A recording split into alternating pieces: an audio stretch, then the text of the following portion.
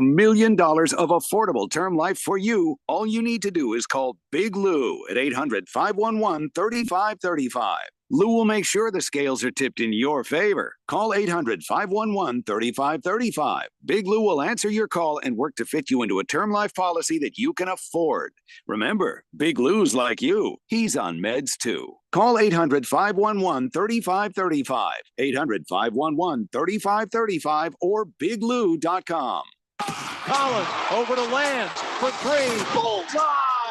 Join the action at Desert Financial Arena and catch ASU's final home matchups with UCLA and USC as Pac-12 conference foes. First up, UCLA, Wednesday, January 17th at 7 p.m., followed by USC Saturday, January 20th at 12 noon. Get your tickets today, 480-965-5812, or go online to sundeviltickets.com. Sun Devil men's basketball, onward to victory. We all hear the radio ads about the IRS. They tell you to be afraid, to be scared, and they try to frighten you into calling. I'm not here to do that. Tax Relief Advocates is different. TRA is here to tell you that if you owe money to the IRS, whether it's $5,000, $50,000, or $500,000, we have a solution. It doesn't matter if you're sitting in your car, at work, or with your kids. No matter where you are, call now. 800-575-8695. Don't lose hope. TRA can eliminate or reduce what you owe to the IRS. There is zero risk to you. If we can't reduce your tax debt, then you pay nothing. Our passion is taxes and helping individuals fix their IRS problems. We have a 5-star rating on Google and Yelp and an A+ with the Better Business Bureau. You don't need to be afraid of the IRS any longer. End your tax nightmare today by visiting us online at TRA.com or call 800-575-8695. That's 800-575-8695. Tax Relief Advocates. Real solutions for real people. It's not just a job. It's shaping the heart of our city. The City of Chandler's Public Works and Utilities Department is the driving force behind our city's success. We invest in you with continued training, benefits, and a supportive team environment where career advancement is in your future. Learn more at jointeamchandler.com. Be a part of something bigger. This message is sponsored by the City of Chandler. Progressive presents an ad from Mom. Hello? Is it on? Oh, okay. Bundle your home and auto insurance with Progressive and get protection round the clock. Round the clock? Does this generation even understand what round the clock means? But don't go, I'm just saying, because don't come to me when they ask for to do this over because the kids won't get it. Get round-the-clock protection when you bundle and save with Progressive. It's easier than getting your mom to make this radio ad. Progressive Casualty Insurance Company, affiliates, and other insurers. Not available in all states or situations. KQFN AM Tempe, K257 CD Phoenix at 99.3 FM, K240 EU Fountain Hills at 95.9 FM. Mornings are better with Wake Up Call with Tony and Ron. Weekday mornings on 1580 and 99.3. The Fanatic. All right, people, settle down. Because it's time. Time for what? Showtime. When does it start? Right now. 3, 2, 1. Let's get on with the show. Let's do it.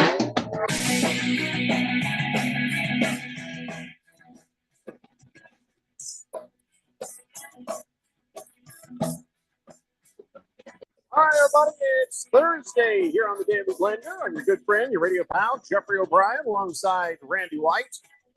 Got Keon Rose in the control room, and you guys are on the Fanatic text line, 888-368-1580. We have a special area code now for our Canadian friends to text into. No, I'm just kidding. I just made that up. Yeah, maybe we should have a charge number where certain people have to pay to text in. You know what I'm saying? Like a 900 number? Right. So Canadians dial 900 blah, blah, blah. I mean, we'd make a few bucks off that. Blender. Seems like there's a lot of Canadians listening lately. And I hope it doesn't take up all the show today, but it's nice to have some new friends. So if we've got the Canadians listening, and I know we've got some people from Mexico listening, and I know there's maybe 1 or 2 people in the United States listening. Which country should we shoot for next? If you're from another country and you're listening right now, and let me know. Because Germany. Some angry texters. Okay. What about Switzerland? Okay. Some not as angry texters, but they sound the same. Switzerland is a beautiful, beautiful country. Sure. So I'm just saying, if there's somebody here from other countries, let us know. Now I'm just curious. That's all. No big deal. But we've got to start the show today with the not surprising, but I guess I'm surprised. I really thought Bill Belichick was going to stay. I thought he was going to stay with the Patriots and they were going to get themselves a new quarterback and then we'd see what he would do. But I was wrong. And he is now gone bye-bye, much the same way Pete Carroll. They leak it. Then there's a press conference. Then they talk about it. And then they pack up their bleep and leave. And it's exactly the same thing. Although Bill Belichick tried to make a joke. He's like, I haven't seen as many cameras since we drafted Tebow. Yeah, okay. Or signed Tebow, whatever he said. It wasn't funny, but I mean, seems like he was in a good mood. And so, it does also seem like both of them could have kept going. Both Pete Carroll and Bill Belichick probably would have been happy to keep on coaching where they were at. Guess the owners didn't, think the same. Robert Kraft, the Kraft family that owned the Patriots. I mean, they had so many years of success. Once you taste that success, you wanted to continue on. And apparently, Bill Belichick wasn't capable of putting together a championship type team. And I will applaud Robert Kraft for saying what he did about how much this organization appreciates Bill Belichick and what he's done.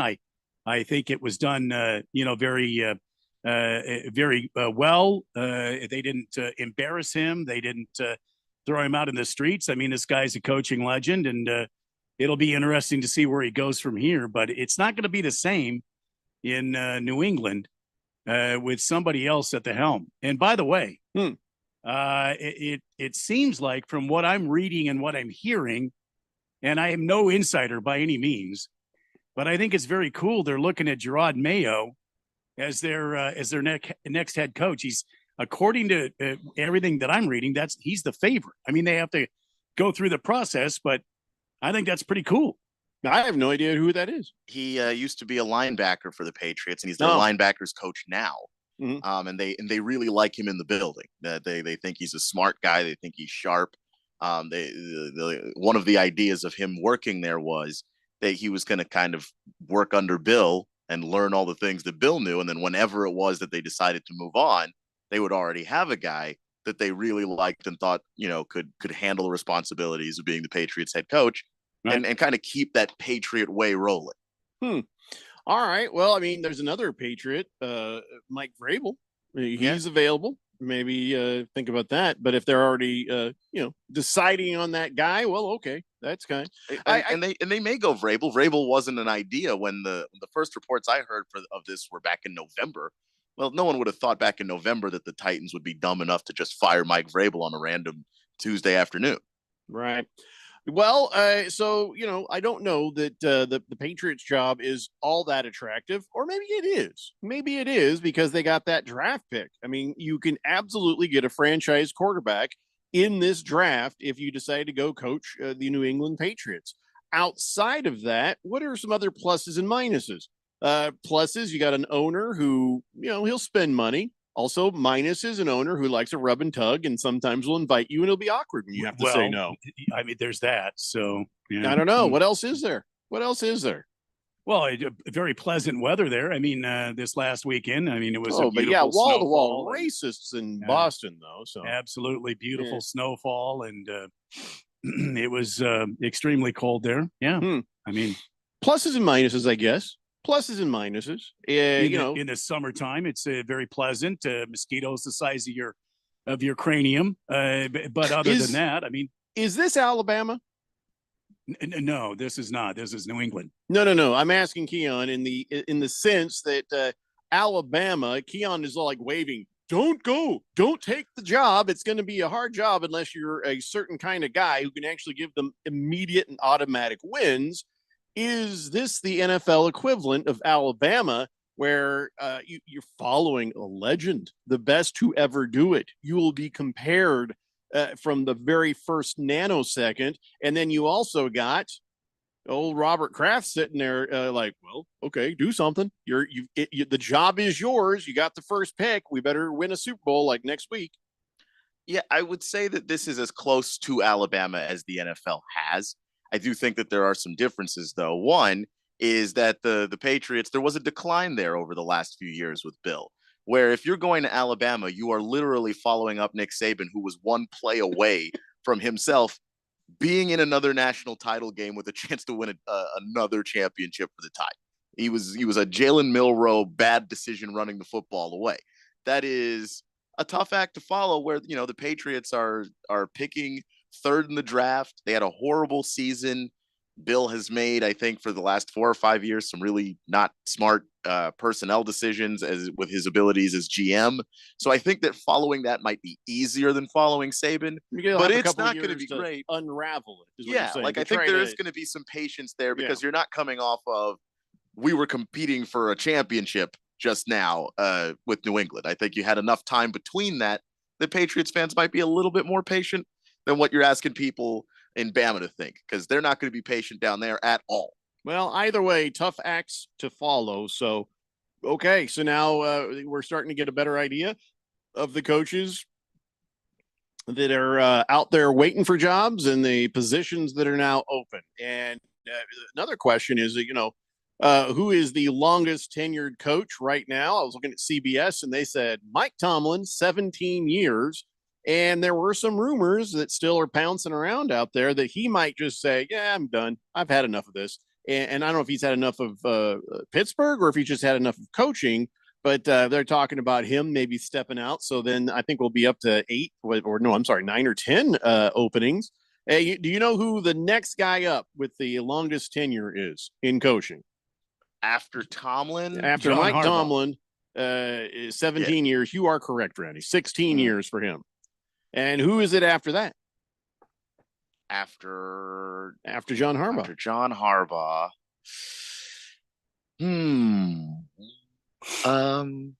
That's a very good question. That's a tough one. I mean, yeah, he has a very bushy mustache. A very bushy mustache. I'm going to kick myself when you. Are the Chiefs so bad now you can't remember Andy Reid? Andy Reid. Andy Reid's been with them for 11 years. It hasn't felt like 11 years. No, he's been a coach for 25 consecutive years because he went right from the Eagles right over to the Chiefs. Yeah. I guess when you think of Andy Reid, you think of all those offenses with Mahomes, but I just keep forgetting about all the Alex Smith years that he was there with as well. It doesn't feel like he's been with the Chiefs 11 years. It really doesn't. Doesn't to me either. It's not that I've forgotten Andy Reid. It's just a couple days ago. Yeah. Who do you think is up next after that? Take a guess. This one gets harder. Wow. Because actually the next three guys, they got their teams at exactly the same year. Oh, so it's three guys. Yeah, actually there's three. And I'll tell you, 7 years ago is when they all got their start. I'm just going to rattle it off. Dennis Allen? No. Sean McDermott, Sean McVay, and Kyle Shanahan. They all got their gigs 7 years ago. Yeah. And here's the thing about this. And now you're looking at these guys. Here are their win percentages. Now, Bill Belichick, I wish we didn't have to use last year in this because it seems unfair to him. But whatever, it's the numbers. He had a 633 win percentage, 0.633. John Harbaugh, 0.618. And then after that, Andy Reid, 0.715. He won a lot.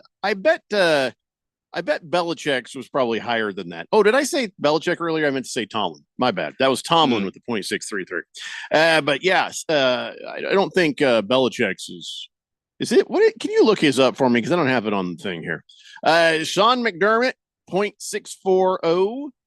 Sean McVay, 0.609. And then Kyle Shanahan, 0.557. All of these guys, are looking at successful tenures so far. And careers. They've all been to Super Bowls, right?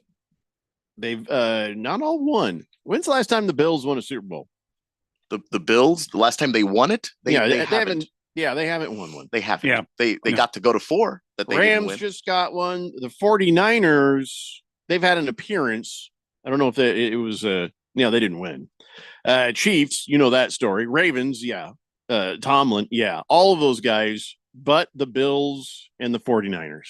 So anyway, 0.647, by the way, for Belichick. 0.647. That sounds about right. About right. Anyway, so there you go. Now I guess we'll just wait around and see what happens next. It seems like my feed is filled with so-and-so is interviewing with these guys. The so-and-so is interviewing that guy. And I'll be honest, I don't care. I just don't care. Tell me when it's over. Just say, hey, they're hiring this person, they're hiring that person. And just so you know, I felt the same way when my Colts were looking for a coach. I know that Keon is a starving child who can't wait for the tray of food to come before him. And anything that's on it, he's going to be into because he's a Washington Commandos fan. And, he's had 4 years of, what's his name? Ron Rivera. And he just and about 25 of Dan Snyder, which I think is the part there that's working hardest in my desire to see this process work out better. Yeah, he's just like he's shooting this stuff directly into his veins. Every little tidbit, every little bit of news. But as for the rest of us, just let me know. This just doesn't make a difference. If I could sit here and just report to you everybody who's interviewing with everybody, do you care? No. Nobody cares until it's done. I will say this. I mean, I'm kind of finding it interesting to find out who's interviewing for what job. Really? I do. I find that interesting because a lot of times, and this year is going to be really interesting because you have all these legendary coaches. So you got Carroll that's out. You got Belichick that's out. Who is going to be filling those shoes? I want to know. Who has the ego and the confidence to step up and follow these guys? I mean, that's got to be extremely hard to follow these dudes if you're going to be replacing them in either Seattle or New England. I mean, you know why I don't care about the interview process? I care about who gets hired. I don't care about the interview process because a lot of that is just make believe. They aren't really seriously intending to hire somebody. They're just trying to check their boxes, kind of like in radio. I don't know how many people out there understand how the whole radio thing works. Let me give you a little insight. At CRC Broadcasting, when we put an ad out, looking for somebody, to work behind the scenes or whatever, we actually have a job opening. It's a real thing. But the other guys, and I'm going to go ahead and say 99% of the other guys don't put their ads out until they've already hired somebody. Anytime you see an ad in a paper for a radio station position, they're only doing it to satisfy the government requirements that they put that out there. They've already hired somebody. That is the dirty, dirty little secret of radio. Good luck getting a position that you've read about in the papers or anything else. It's about networking and who you know and who you. So, I wonder if that plays in the NFL as well. They're like, that's our guy, but go ahead, let's interview a bunch of other guys. So it looks like we've done our due diligence. And the Rooney Rule. I think that there is some of that. I mean, like we've seen organizations where they have, for instance, the Patriots. Like if the Patriots hire Gerard Mayo, then we know Gerard Mayo was their guy from the beginning. There was no point at which he just wasn't. And that's not surprising. But there are also teams that don't have a clear direction of where they want to go just yet. And they want to hear how different people are talking. Like if you're like the Commanders, for instance, they have a GM opening. So they got to hire the GM first, and then that's going to determine what coach comes after that based on what the GM wants. So that it's not every position is equal, basically. And so some of them, they have already had their guy in mind forever. But then you have stories like a Mike Tomlin, where because of the Rooney Rule, they interviewed Mike Tomlin, and the guy they had in mind, Tomlin blew him out of the water. So they decided to go with Tomlin, and they won a Super Bowl, and they haven't had a losing season since. Now, don't get me wrong. I'm all for the Rooney Rule, and I'm all for everybody getting a fair shot at it. But whether it's about the Rooney Rule or anybody else, it's disingenuous to say the least. We've got our guy, but we're going to go ahead and interview all these other people just in case. And if Mike Tomlin comes along and blows you out of the water, well, that's at least the opportunity. And I guess that's appreciated. I just, I don't know. being in radio, it's always been annoying. But my wife will be like, "Hey, did you know so and so hiring?" I'm like, yeah, no, they're not. Yeah. No. It's but there are also times where they haven't necessarily hired the guy because they can't. But like the Cardinals liked Jonathan Gannon through the entire process of him going through the playoffs. So much so they tampered. They just no, they did. Yeah, no, that was a huge issue, and that was the thing. They knew that that's the guy that they wanted, but they still had to go through the process because you got a number of other guys out there that could have worked. Let's go to the text line, 888-368-1580. Average Joe says, I vote for Australia because when they speak, I can't understand a word they say. But if they text in, you could speak for them. Well, I don't think we get to choose. It's just a matter of who actually is listening that will step up and say, "Oi, mate, I'm from Australia." And I won't do the voice. I swear to God. It's a tough one. Big George says, hello, gentlemen. Happy Friday Eve. God, I wish you would stop with these annoying little things you say about every day. Just say Thursday. I hate that. They made the word to identify what time of the week this is. We had some Eve. We used to have some less than manly man here at the station that would say, "Happy Friday. It's Friday." I just poke you in the eye if it wasn't against the law. I would just boop right there. Friday. Stupid. Anyway, what does Friday mean? Like, yay, it's Friday. It's just dumb, stupid. What? I just instead of push somebody in front of traffic, kind of just. Who said that, and how did I miss it? I'm not saying it out loud. Anyway, hey, Big George. Friday? Yeah, Friday. It's the dumbest thing ever. Locked them in the broom closet and never let them out. Well, after having farted in it. Swazman says, I said to the kid on the chairlift, this can't end well. No. He says, I said to the kid on the chairlift, hey, did you know you have the same name as the New England Patriots head coach? And Brian Belichick said to me, yeah, that's my dad. Oh, no kidding. Huh. When did that happen? He said, yeah, Earlier Bill today? Belichick's ex-wife, Debbie, gave me a $500 tip at Park City, Utah for teaching Steve and Brian and his daughter snowboarding back in the day. Bill was over at the winter meeting, so they were out on the slopes. Steve is the one with the tongue and all that face action. You saw the origin story of it. Yeah. Oh, yeah. Whatever happened to that guy? Well, apparently he's still there. I mean, as of right now. Yeah, I wouldn't look past Friday, though. Well, probably not, but I'm just saying he outlasted his dad. Yeah. Oh, that's funny. We have a new texter on the text line. Says, hola, chicos. I am from Puerto Rico. Does that count as a foreign country? We're technically a Commonwealth. Hell yeah. Hell yeah.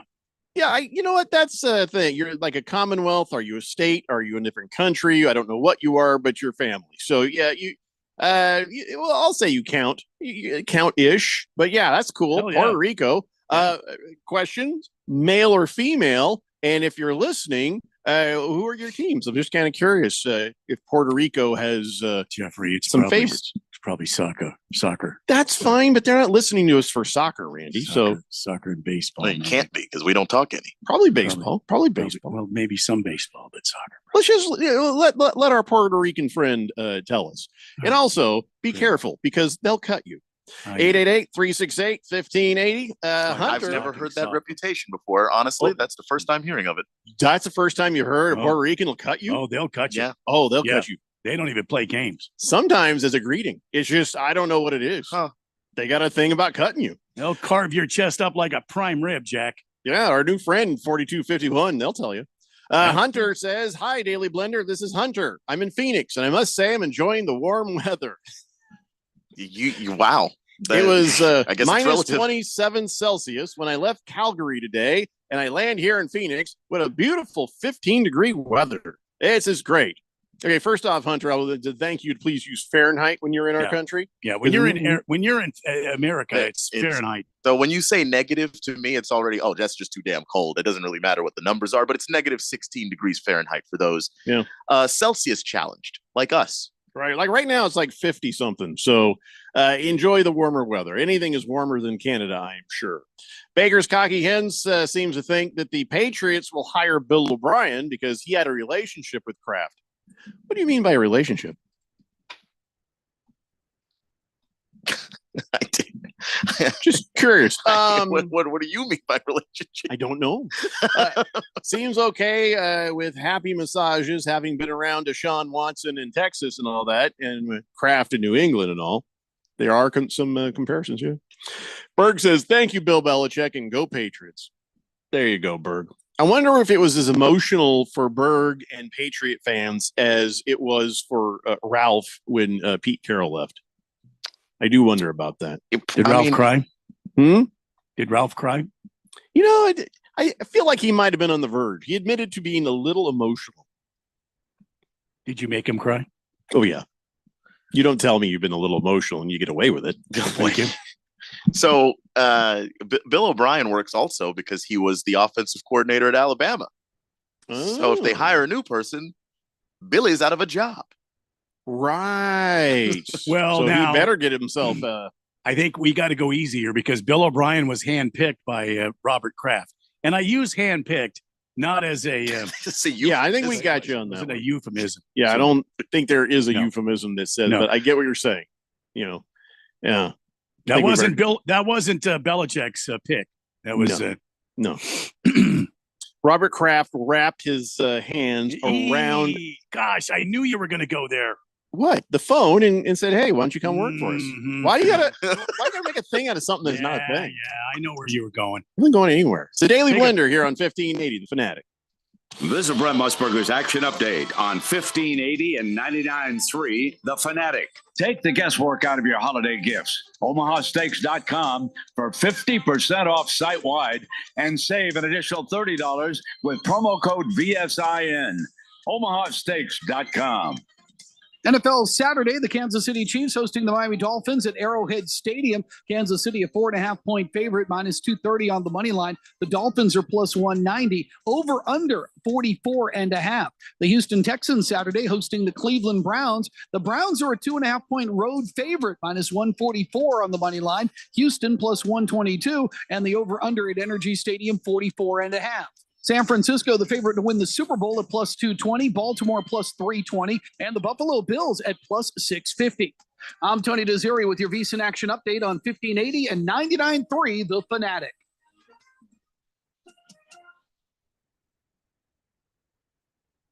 Hey, I'm Andy. If you don't know me, it's probably because I'm not famous. But I did start a men's grooming company called Harry's. The idea for Harry's came out of a frustrating experience I had buying razor blades. Most brands were overpriced, overdesigned, and out of touch. At Harry's, our approach is simple. Here's our secret. We make sharp, durable blades and sell them at honest prices for as low as $2 each. We care about quality so much that we do some crazy things, like buy a world-class German blade factory. Obsessing over every detail means we're confident in offering a 100% quality guarantee. Millions of guys have already made the switch to Harry's, so thank you if you're one of them. And if you're not, we hope you give us a try with this special offer.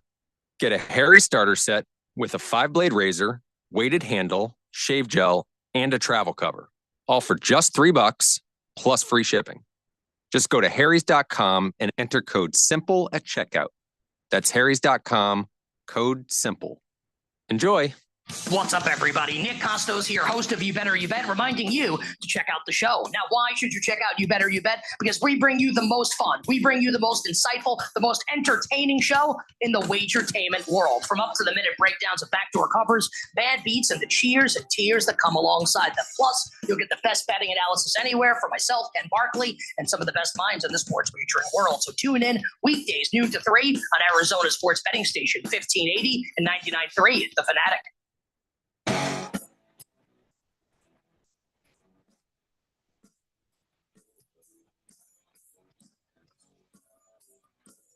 Daily Blender here on 1580, The Fanatic. Oh, did you hear Bud Harrelson died? I did see Oh, that's that. too bad, man. Yeah, I only tell you that because I'd like to establish my alibi. I was here all day. How do we know that? I mean, well, it's on radio, so I didn't see unless you your name here all is- day. I just want to say I wasn't in town that weekend. I only spoke to you just about a half hour ago. I'm innocent. I'm innocent, I tell you. I don't know that you were in town earlier today, and with the current modern jet travel, you could have been anywhere. Have you ever learned to just maybe not say anything when the feds are asking you about your friend? If the feds came to me and said, "Hey, what do you know about this Randy White?" I'd be like, "Who? Who's Randy White? Come on now, you know who he is." I don't know what you're talking about. You know his whereabouts? Yeah, he was here the entire time, right here. Yes, guaranteed. You gotta back your buddy up, man. What did I not do? What? Huh? See, that's how you tell you. This is how you work it. This is how you work it. You just start asking questions, and you're like, "What?" The feds aren't asking me a question. You just made a statement that was untrue. See, that's not helpful either. What? You're not helping. Pierre is on the text line. He says, "Hello, Mr. O'Brien. I enjoyed our conversation yesterday. You are very informative." Yes, I am currently smoking a Cuban cigar outside in this beautiful weather. Oh, yeah. Puff, puff. Why did he talk to you? He didn't talk to me. I'm the one that wanted Pierre on the air. Why does he talk to you? On the text line. We were talking. And second of all, Pierre, what is the meaning of this? Not smoking a Cuban cigar with me. I'm the cigar aficionado on this radio program. Don't be jealous of my friendship with Pierre. I'm just wondering what I'm what the one did who's I been do, translating Pierre? all this French. I know. Hey, what did I do to piss him off? I'm the guy that wanted Pierre on the air. See, I don't recall you saying. Oh, I that. did. Randy did. If you run the tape back, you'll hear it. Do we still have tape?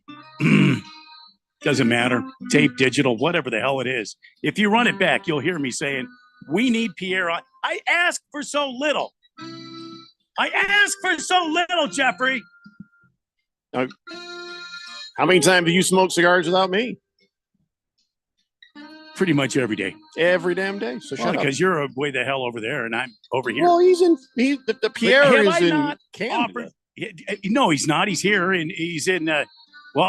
Granted, he's on your side of town. I don't know where the hell he is. At Gold Canyon. He's out there at Ray's house. I don't have the Canadar like other people. Baker's Cocky Hen says, "Did Pierre watch the NBA Paris game?" Don't know. When did that happen? No idea. Walter Mellon says, "Is Pierre an international smuggler? Did he bring Cuban cigars from Canada?" Yeah, that is a connecting flight for that Cuban cigar to get here, isn't it? He got him here, didn't he? Mm-hmm. Ralph from Harmon Solar is on. He says, "Randy, watching the press conference and seeing Pete Carroll's emotion was hard to watch. And yes, it did bring a tear to my eye." Cry, baby. You gonna cry? Cry, baby. You gonna cry, baby? It makes sense because your quarterback did. Old Russell Wilson. So I have no doubt. Fifth letter says, "What's up, fellas? Work has been crazy busy. Randy, hook me up with a double shot of Whistle Pig and go Lakers." Ooh, Whistle Pig. Hang on a minute. Sounds good. Dig down here. It does sound good.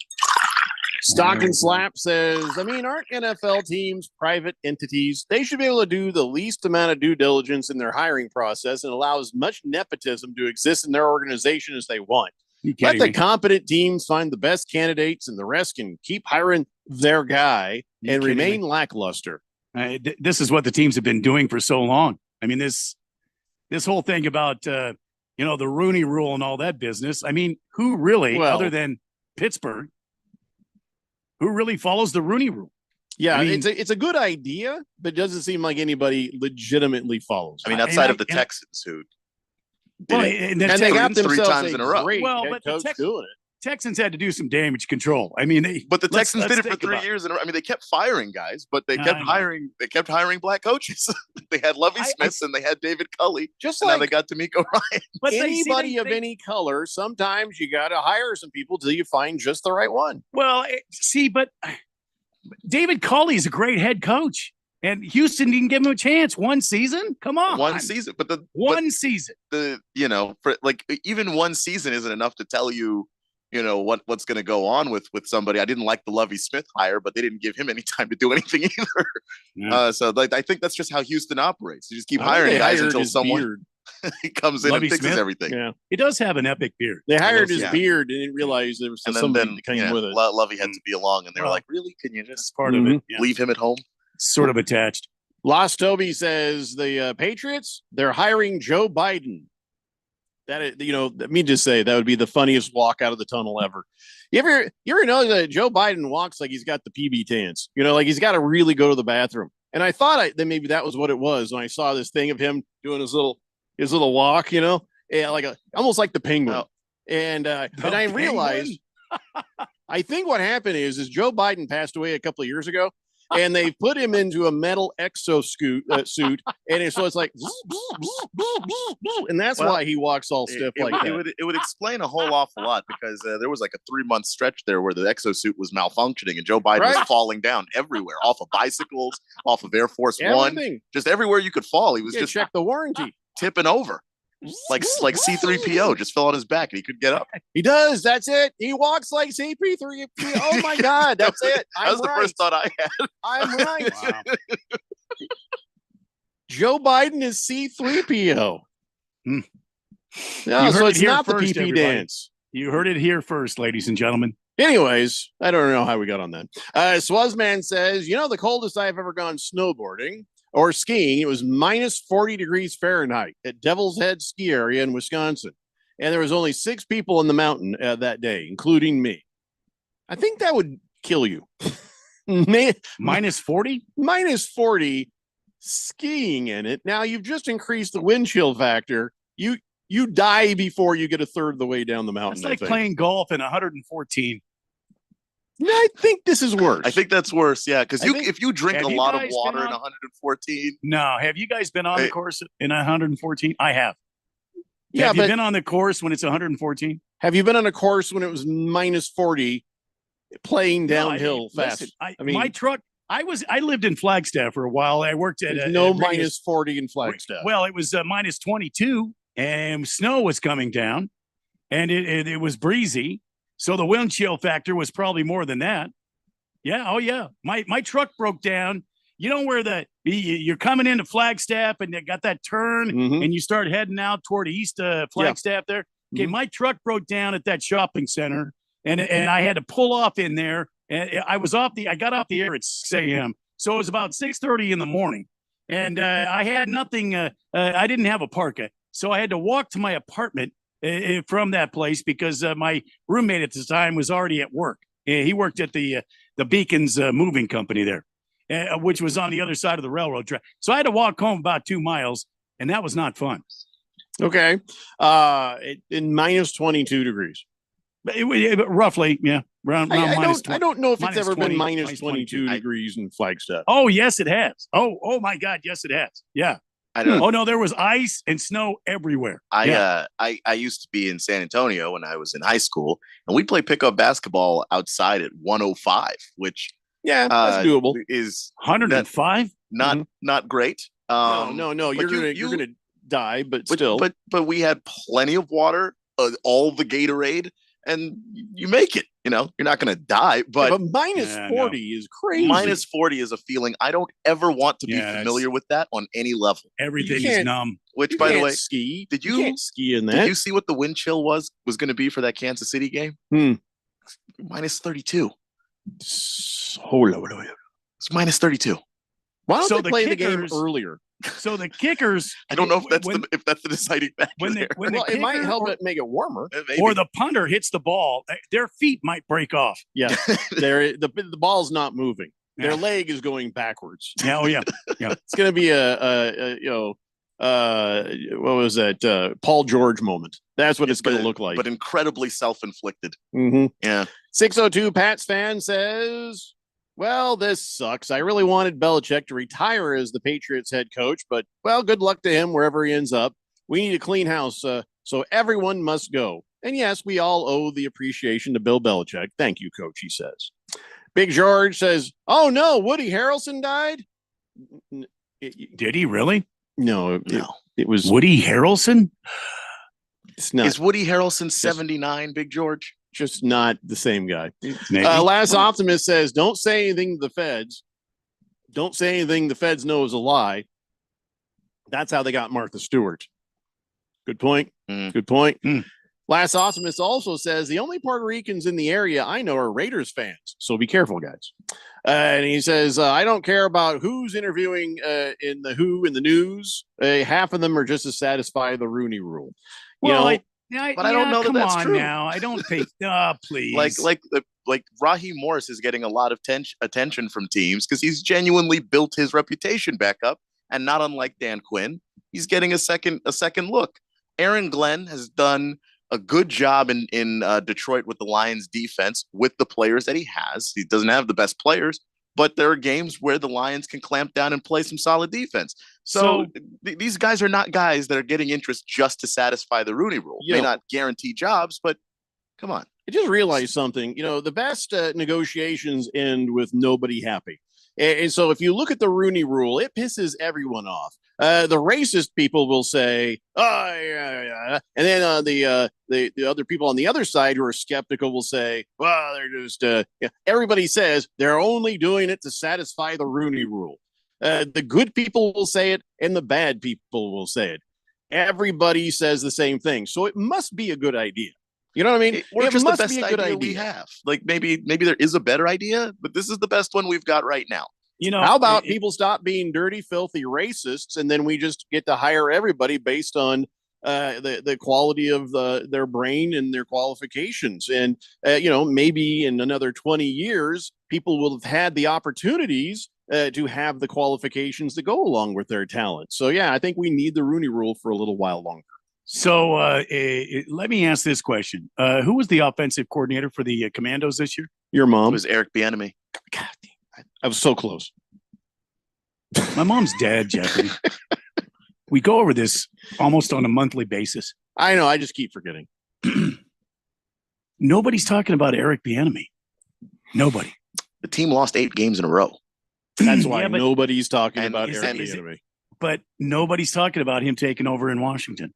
Nobody. And they shouldn't. He had full control of the offense, and they dropped back 40 to 45 times a game with a quarterback in his first year of experience. The offense didn't change things up over the year. Teams figured out what they were doing. You look at the Bears game. Bears players were saying from the way that they were aligned, we knew what they were going to do. I watched not the Dallas game, but the San Francisco game. Sam Howell was throwing the ball, and there were Niners players literally in the passing lanes like they knew where the ball was going. Now, unless all of those teams are videotaping Commanders practices, I'm inclined to believe you're not changing a whole lot with your offense. They don't have to. If they got the NFL Sunday ticket. They can. But they can get those. Watch that's every just game. That's just games. But like they're not watching you when you're installing your stuff. Like you have to change things up over an NFL season. Well, if Eric Bieniemy can't figure that out, well, I don't know if I want him running my team. But remember about all the brouhaha and all the talk about Eric Bieniemy getting robbed as being a head coach. Maybe some of these teams knew this. Maybe. I mean, it's possible, but I don't think that anybody knew that. When it comes to any coach, like there's a lot of things you don't know. That's what we're talking about, the opportunity. It's not necessarily, that teams knew what Eric Bieniemy was going to be. Yeah, but Eric Bieniemy got an opportunity to run an entire offense, and he flamed out. I mean, right. Jeffrey and I could be the offensive coordinator for the Chiefs, and we would look good. I mean, let's face it. Well, that's not true because this is his worst year with BU. So clearly anybody can't do it. Bieniemy's gone, and this is the worst year Mahomes has ever had as an NFL player. Well. So it can't just be anybody. Okay. Dear God, I think we have even more Canadians texting in. Oh my goodness. Yeah, I think I'm right. Oh, Canada. We got a lot of people with a lot to say on the text line, and we'll get back to it when we get back. It's the Daily Blender here on 1580, The Fanatic.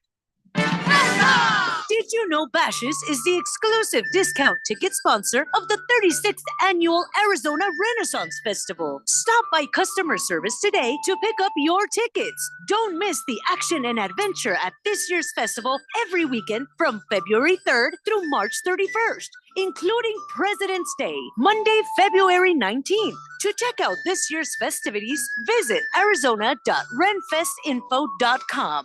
Huzzah!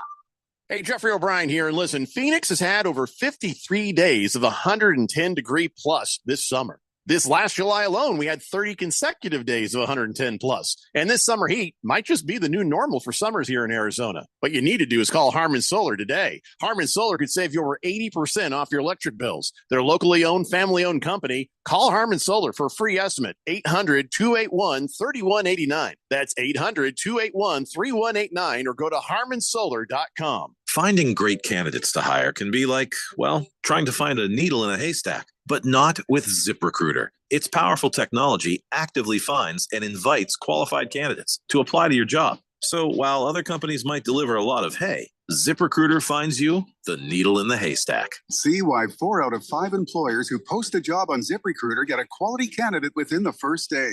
Try ZipRecruiter for free at ZipRecruiter.com/free. That's ZipRecruiter.com/free. What's holding you back from learning the language you've always wanted to know? Too hard. Takes too long. Not with Babbel. Babbel's lessons take just 15 minutes a day. 15 minutes isn't long. Nope. And they're fun. So you don't realize you're learning a language, but you are.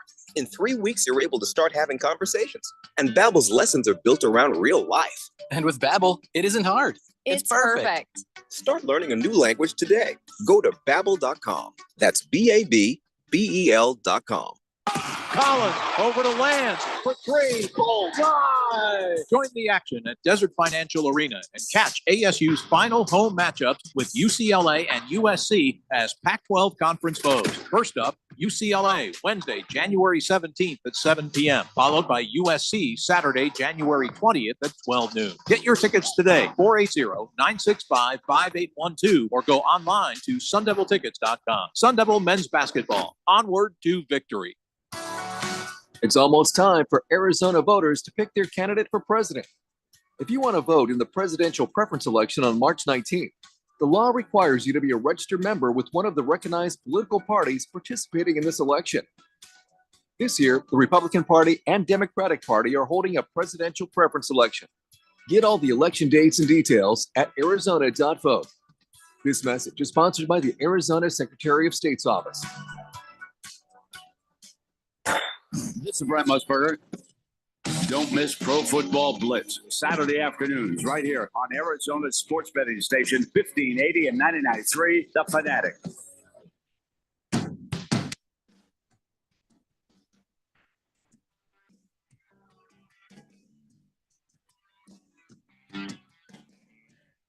Hey, Blender here on 1580 The Fanatic, and another Canadian new texter. 1652 says, you guys should play your NFL playoff game up here in Edmonton. Saturday is going to be a high of minus 27 with a low of minus 40. It'll feel like minus 45, and I'm talking Celsius. But at minus 40, Celsius and Fahrenheit meet up and are pretty much the same temperature. No, that's not true. I don't think that's true. I mean, they're pretty damn close. Is That, it? that minus 25 Celsius that I think it was Pierre that gave, or Right. Hunter that gave us, that was like minus 16. That's like the closest that it usually is. So Yeah, not exactly the same. not the same, but I do get to the point where, like, at some point it's just so cold that it's just damn cold. Like, it Yeah. really, the numbers start to matter less. If you're going to freeze and things are going to fall off you, the numbers don't matter anymore. So, yeah. Well, nice to meet you, 1652. Let's see. Pierre says, Mr. Wilbur, Pierre on the air. Randy's a poet, and he doesn't even know it.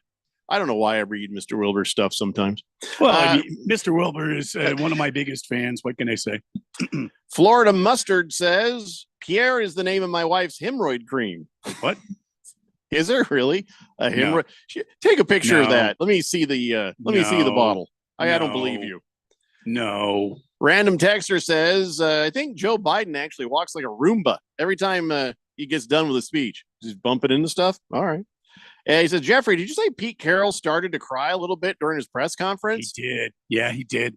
Is it possible to cry and chew gum, like a cow, and speak at the same time? You know, it was weird. He didn't have any gum in his mouth. No, I didn't say Pete Carroll got emotional. I said Ralph did. Ralph got emotional. Pete Carroll did as Did he? well. Yeah. Did he? Oh, yeah. Okay, I didn't got see a it. little misty. Got a little misty. Gotcha. Stockton Slap says, I've been on a course when it was 114, but that was my score. Yeah. I mean, it's just, ungodly. I've lived here my entire life. And the older I get, the harder it is for me to go outside when it's hot. I'm sorry. I've got a stepson. He goes out, he plays golf when it was 117 one day. He dropped our grandchild off here. So Miss Kim and I could hang out with the grandchild. And he wouldn't play golf. It was 117. And he went because it was the afternoon rate. And he could get like, econo rates. It's kind of like, I don't know, man. Sometimes you have to like yourself a little more. I just like myself too much to go play any sort of sport in 117 degrees. Jeez. I mean, even water polo. Nope. That pool is going to not feel nice. I'm with Jeffrey. If it's, I shoot in the 80s. If it's anything over 80, I don't go shoot. I don't play golf. Pierre says, Mr. Randy and Jeffrey, I'm heading home tomorrow. I'm sorry, I didn't do the accent. After seeing the Coyotes beat those stinking Calgary Flames tonight, are you going to watch the match, gentlemen? No. I mean, gonna watch what? We called it a match, so I'm talking about. He calls it a hockey match. Yeah, Coyotes versus Calgary. Flames Really? Over I at did the not Mullet. know that. Could just be a French thing. I don't know, man. So the French call a hockey game a match. Yeah, and they are kind of a match. They're similarly, powered teams. The spread is only 1.5. Look, I mean, the Coyotes win tonight. They're at home in the Mullet Arena. Hey, Pierre, enjoy that. I hope you go and enjoy the game. And let's go, Coyotes. Beat those dreaded Calgary Flames. Unless you're a Calgary Flame fan. No, still, then it would be. Let's go, dogs! He just said, "Let's go." Okay. Pull the plug says C-3PO and Kraft in Kim's undies. What are you talking about? Well, the NBA, you had reported on this very radio program. The NBA is wearing deleted that promo. Skims underwears. Got it. But that's another league. Just really random. I'm trying to understand how they're connected at all. Very random. Pull the plug. Baker's Cocky Hen says, I used to golf in the summers in Phoenix. When I was a teenager, I'd spend all day there. It was often 115. I felt like it was still playable. Negative 40? No, just kill me now. My insides would go into a seizure and just lock up. Yeah. Boogie says, all caps, the Detroit Lions are going to win the Super Bowl. Hey, Boogie, where you been? Congratulations on Big Blue.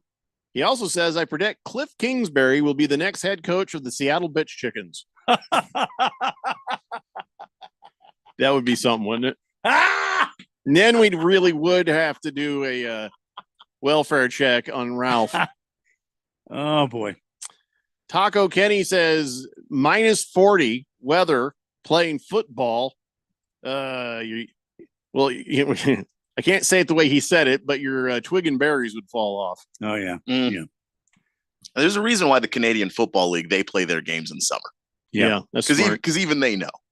Fifth letter says, I got a question for Pierre. How's the devil's lettuce out there in France? Again, he's not from France. Not from France. He's from French Canada.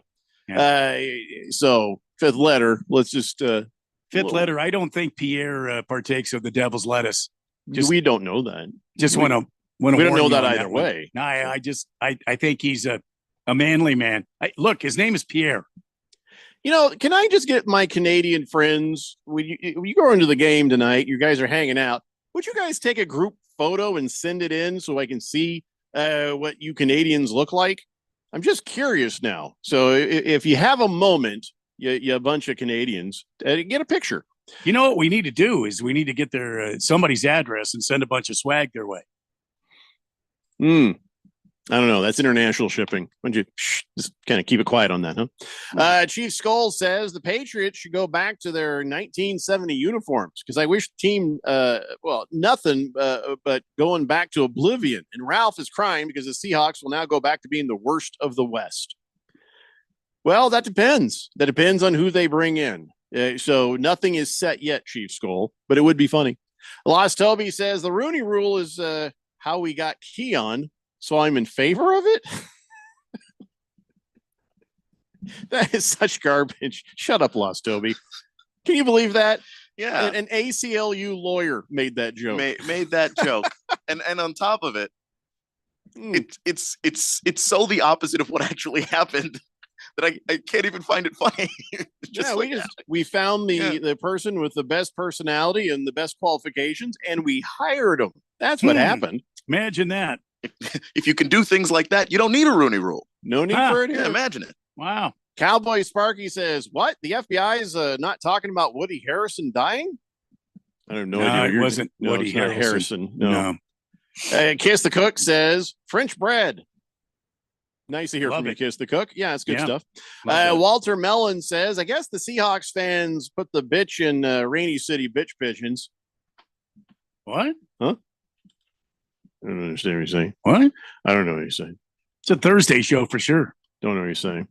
This Canadian person just sent me a chart. Oh, I see. Chart? He said, yeah, it shows the temperature right here where it's -40 Celsius and Fahrenheit. They match up right there. It's a science note, by the way. He didn't just scribble this on paper. Well, here I'll on be the darned, he's right. On the Daily Blender, we're all about accuracy and science. I don't know if either of those are true. Let's see. I checked it in my Celsius to Fahrenheit calculator, and they're absolutely correct. You have a Celsius to Fahrenheit calculator, so that means we here on the Daily Blender, we're all about accuracy and science. I figured you should be doing this since you've made your make-believe job. I didn't need to because I knew ahead of time 40 and 40 match up, Fahrenheit, Celsius. Sure. I knew that already. Sure you did. Heavy Metal Maniac says it'd be a joyous day when the Rams lose the playoffs, and then Ralph can have more reasons to cry. That's right. He still has a team in this, doesn't he? Random Texter says, Jeffrey, I have to admit that your French accent kind of fades in and out. Dan Aykroyd and Steve Martin and kind of like them in those two Wild and Crazy Guys skit. Listen, I'm barely sober. Give me a break. Gordon Fisherman says, hi, Gordon Fisherman here. Okay, I'm going to tell you again. Canadians, you don't have to keep telling me your texter nickname. It's already in the system. Says the only one of us that is a Calgary Flames fan is Hunter, who's from Calgary. The rest of us be cheering for the Coyotes tonight. Well, make sure you get a group shot. Get a group picture, Gordon, please. And leave Hunter in the damn parking lot. Yeah. Just leave him the hell out there in the parking lot. You guys had to get the photo standing and make him sit. He's not allowed to stand for the photo. Stockton Slap says the French also don't go on vacation. They go on a French retreat. That was so dumb. Boogie says, -40 is skiable if you don't have any skin showing at all. Well, then, yeah. But the only time you should ever see somebody skiing -40 is with all the appropriate equipment and a machine gun, like in the movies. Other than that, you have no business being out there. You mean like Wolverine, if they're on the attack? If they're coming down the hill, they've got like a machine gun, like a BAR, and they're ready to take out, wipe out a whole company of guys. That's the only time that you should be skiing. I feel like it 40. is. I feel like it is. Yeah. There's no other good reason. Boogie says, I think French Canadians are kind of like Bama fans that drink craft beer. I don't understand that, but I think they might take issue with that. Jake the Snake says, what's up, fellas? My buddy and I play golf all summer, have all my life. But when it gets to 50 degrees here in the valley, I don't go outside. Too cold. Have a great day. Go Suns. There's some people like that, but I can't. I'm sorry. I just can't. I used to be able to go out on the golf course when it was plus 100. I just can't do it anymore. I just can't. Swazman says, I'm a former U.S. Marine who went to Desert Storm in Saudi Arabia, 117 degrees in April. Hoo-ah! Then there he is right there in the picture he just put right there. Well, I mean, that one thing to be, in service of your country. The other thing is to be out there on a golf course swinging a golf club. You see what I'm saying? There's a difference here. One's life or death, and the other one's golf. You see what I'm saying? I mean, there's no difference here. I mean, if you're going out there and protect your country, okay, that's one thing. You go out there, I salute you, sir. I salute you. Thank you for your service. But playing golf is asinine.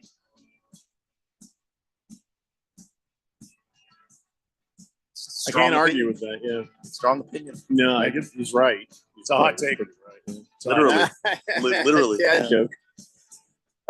We have to take a break. Listen, when we come back, there's still more text sitting here on the text line.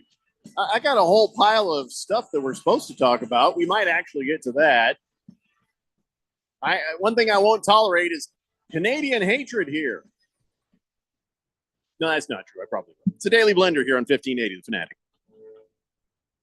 Prescriptions require an online consultation with a healthcare provider who will determine if appropriate. Restrictions apply. See website for details and important safety information. Subscription required. Price varies based on product and subscription plan. Hey guys, did you know there's a generic form of Viagra that works just the same, but is 95% cheaper? And you can get it online? Go to hims.com/joy. Through Hims, you'll get a free medical consultation, discreet shipping if prescribed, and the process is 100% online. To start your free online visit, go to hims.com/joy. That's HIMS.com/JOY. You're all set with your Medicare prescriptions, Mrs. Brown. This is not just low-cost copays at Walgreens. I can actually help you set up 90-day refills if you want. This is having a partner you can trust. Get low-cost copays, 90-day refills, and delivery from your neighborhood Walgreens. This is being independent. Together. Walgreens. Restrictions apply. For details, see walgreens.com/pharmacy. 2 yards should be just a nice, comfortable 9-iron for him. They're going to go nuts when he hits this thing.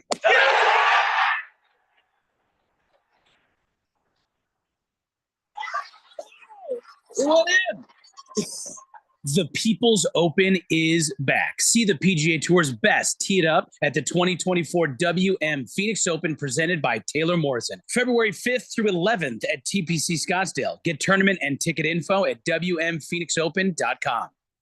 Do you know about 211 Arizona? It's a free service to connect you with resources anywhere in Arizona. Housing assistance and eviction prevention, transportation and ride services, healthcare benefits, food resources, and even utility bill support. Talk to a live operator in English or Spanish, 24 hours a day, every day of the year. Just dial 211 or visit 211arizona.org. Get connected, get answers, and get the help you need. This message is sponsored by 211 Arizona. Attention business owners, do you need zero money down financing on new or used equipment? Meet Dylan Cohen at JR Capital, your gateway to equipment financing that breaks the mold. JR Capital offers zero money down financing options on both new and used equipment, vehicles, heavy machinery, and more. It's a game changer, giving you the power to enhance your operations without slowing you down or denting your cash flow. Need a boost in working capital or a flexible line of credit? Dylan can help your business get the cash flow it needs fast. The process is a breeze too, with a simple application and same-day approvals. No more waiting, no more hassle. Just a straightforward path to securing the funds you need faster and easier than asking your banker. Call Dylan Cohen at JR Capital today at 602-834-7353 or click on Finance with Dylan at moneyradio.com. Call Dylan Cohen 602-834-7353 and get the money you need for your business today. KQFN Tempe, also transmitting on K25CD Phoenix at 99.3 FM and K242 Round Hills at 95.9 FM. All right, people, settle down. Because it's time. For what? Showtime. When does it start? Right now. 3, 2, 1. Let's get on with the show. Let's do it.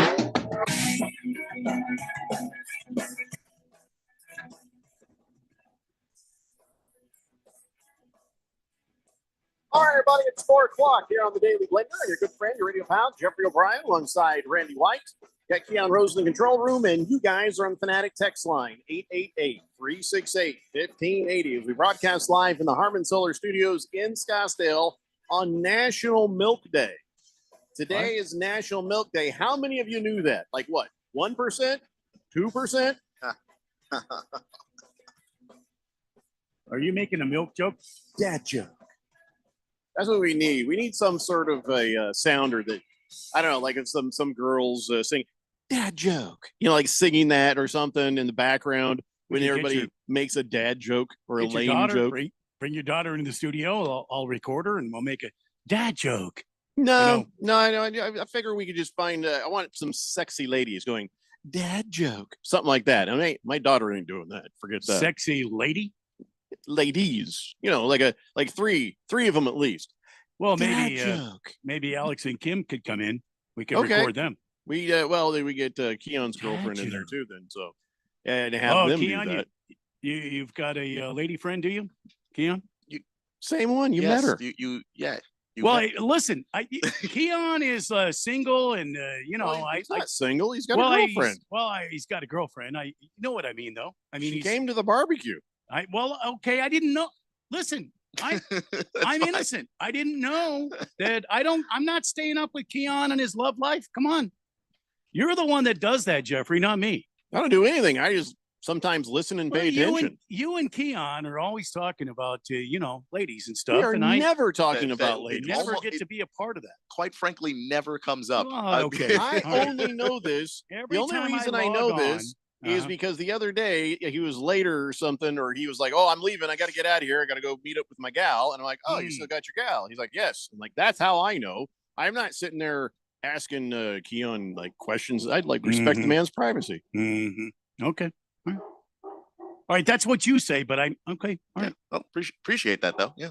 Is that true or not true? I do respect your privacy. Well, you do, and I all right, appreciate Keon. that. You can just say it's not true. That's all right. It's 100% true. It's true. Okay. All right. No, I get it. But it That's the man who signs the paycheck. I mean, that's true. Well, yeah. See, that's what I.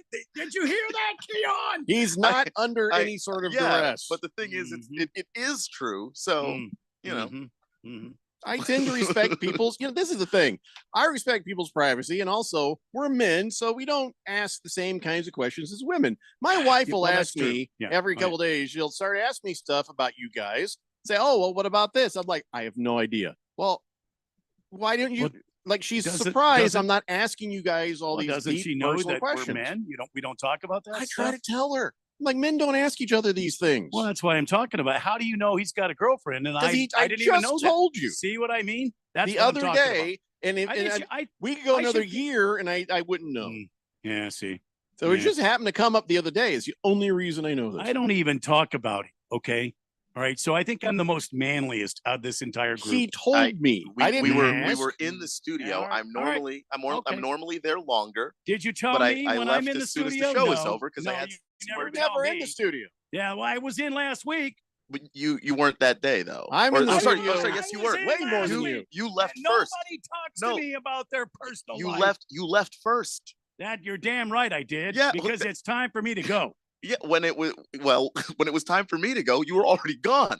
There was a cloud of dust where you were standing. You're damn right, because that's the way it is. It like 6 o'clock, bam, I'm gone. I don't know why you're yelling, and I don't know why you're giving us a hard time. Who's yelling? Keon, you're stop yelling. I'm not yelling at all. But you're ruining once, National Milk Day. For once, I'm not the one yelling.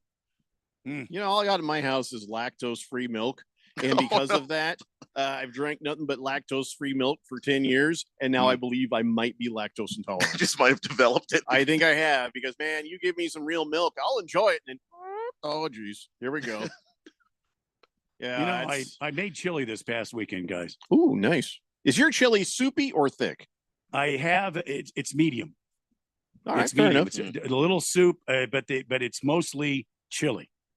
And I do a mixture of a sausage, a pork sausage, and then I threw a little chuck steak, cubed up chuck steak in there. Nice. And oh my God, it was good. Miss Kim, she couldn't eat it. It had a little spice to it.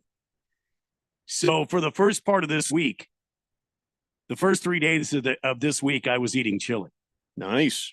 For breakfast, lunch, and dinner. Bad for anyone around you. Well, but that's nice. that's true. Bad for anyone around me and the plumbing in my house. But you are a weapon of mass destruction right now. Not anymore, because you destructed? I have moved on now. I completed my task, and I've eaten all the chili. I have an exciting thing going on at my house right now. So for Christmas, I made a Christmas lasagna because we've been having steak for like forever. So I thought, let's do something different. So I said, hey kids, what do you say to a Christmas lasagna? And they're like, yeah. And I made it. It was my first lasagna I ever made myself without help from grown-ups. Yeah. And it was great, And I as we were sitting there eating it, everybody's loving it. And I'm like, you know what though? I think I can do better. And so then my wife decides to surprise me. And now we're playing dueling lasagnas. Like I made that lasagna for Christmas, and now the other day she makes a lasagna, and all the stuff that I was going to do to my lasagna, she did to this lasagna. So now I've got to try to do a better lasagna than what she's done. But the great news about that is she makes this giant pan of lasagna, and there's only like 3 of us in the house at the moment. I get to eat lasagna all day, every day. Anytime I want, lasagna. That's the noise it makes when you pry it out of the pan. Now, did Alex do, please tell me she didn't do a vegetarian lasagna. Oh, no, there's beef. She did it a little more vegetarian than me. I put 2 pounds of ground beef, and she put 1. See, now that's the way you do it right there. It's supposed to be a pound of ground beef and a pound of some sort of a sausage, but I thought, yeah, I think I'll just go ahead and just do the ground beef. Now, she found a way to not have to use the sausage. I wish I'd known on Christmas. She puts the chili flakes, those red flakes, red chili pepper flakes. Yeah. She put that in there. And at first she told me, I'm like, oh no. And then I tasted it. I'm like, no, it's good. It does give you that little zing, right? You don't have to have the sausage. So that's healthier. Mm-hmm. And the other thing is she used a sweeter sauce than what I used because I forgot to put sugar into mine when I made it. So I felt like, it could be a little sweeter, could have a little more of this, and it was perfect. Hers was great. So, and then she's like, it's all yours. You better eat all the leftovers. And I'm like, challenge accepted. So I got nothing but lasagna ahead of me for a while. Yeah, I could not be happier. So yeah, Christmas lasagna. I think that's our new tradition. Okay. All right. Keon, what'd you do? What have you had how we got on this? I don't know either. What if I had to eat? Well, I went to Barro's today. I mean, what? Had some pizza. Wait, you didn't make anything for Christmas or for the holidays? No. I just for the holidays and New Year or anything. Not really. I spent it at home. Hung out with my girlfriend a couple times, but I didn't make anything. A couple times. Yeah. See, now who's asking questions about girlfriends? Who's manly now? Not Randy White. Suck it. Mm-hmm. Oh, by the way, our new Canadian friend says, is Christmas lasagna something you Americans do often? We do ham and turkey up here. Well, we also do ham and turkey. This was a very unique thing. Although I'll tell you, I always go against tradition. It has been steak for quite some time. So this was a new thing for us too. By the way, you're on 3 texts now, 1652, which means you're going to need a Canadian texter nickname. So you're going to have to tell us a bit about yourself or just come up with your own texter nickname. We'll be waiting. 888-368-1580. Also, are you friends with those other Canadian chuckleheads? I'm just kind of curious. Who may or may not be friends with the previous Hunter? Canadians before that. Right. If this is Hunter, yes. No, Hunter already that's checked not in. Hunter. I got Hunter in the system already. Oh, this is another Canadian. Hunter texted in before he even got here. So what province is this Canadian from? Oh, he told me, but I've already moved off the screen here. They're from Edmonton. It is a city. All right, the Oilers. All right. Yeah. All right. Our Puerto Rican friend, 4251, says, and I had to get the translator for this, I'm from San Juan, Puerto Rico, and I'm a baseball and a basketball fan. Soccer is not that popular here. Okay. Baseball is the most popular sport. Yeah. I'm a Yankees fan myself. Uh-oh. Well, nobody said everyone in Puerto Rico had good taste. That's fine. Again, I said I don't hate the Yankees fans. I just hate the team. So we're good, Miss or Mr. Puerto Rico. I don't know. Are you a Miss or Mr.? Actually, it's getting to be about that time with a texter nickname for you too. Miss or Mr.? Yeah. That'd be a great texter nickname, Mr. Puerto Rico or Miss Puerto Rico. Whatever. Either way, that's an easy one. Well, then you would go around bragging. Miss Puerto Rico listens to us on the Daily Blender. We got a lot of people like Brooks Koepka and other people too. So. Well, we do have Ryan Brooks Fitzpatrick, Koepka listening. who hasn't texted in a while because he's been busy. Yeah, working on the NFL Network I'm sure stuff. in his off season he's going to be texting in again. Yeah. Oh, this is cool. Sun Devil Raul says, "I'm the Panamanian in the Blender gang. My dad's from Panama, so now every time Sun Devil Raul texts in, we should play Panama from Van Halen in the background." Yeah, that's awesome, man. That's very, very cool. Walter Mellon says, either these guys all know each other or word really travels fast to Canada. How do they all know about the Blender? Well, here's what we know, Walter Mellon. A handful of them went to the hockey game, met another Canadian. Now that guy's texting in. And then I don't know where this other Canadian person just came from. And then now we've got a Puerto Rican and a Panamanian. and I don't know, something else. Florida Mustard says, I remember my very first Harry Woodson. Okay, it's not what even close. Harry what? Just because we were just trying to talk about the passing of well, he's not a tall man, but of a baseball player by the name of Harrelson. Yeah, Woody Harrelson. Woody Harrelson. Yeah, he was shortstop for the Mets and a great player. And I think he was in the coaching ranks for a while. And I remember watching him. I remember watching him play. Yeah, Woody Harrelson for the Mets. I don't, because I'm not as old as Randy. Well, that's true. Yeah. CK says, good afternoon, fellas. Randy, beer me. Jeffrey, South Park accurately shows us what Canadians look like. There's no need for a pic. Huzzah! Boogie says, huzzah. I think French Canadians are kind of like Bama fans. They drink craft beer. Didn't you already say that? Unnamed texter says, Canadians have black beady eyes and their upper jaws are not attached to their lower jaws. They're weird looking people. No. Since I've been a random texter for years, can't I be the random texter? No, you're unnamed texter. Somebody else's random texter. Kiss the Cook says, that new Canadian dude should call himself French bread.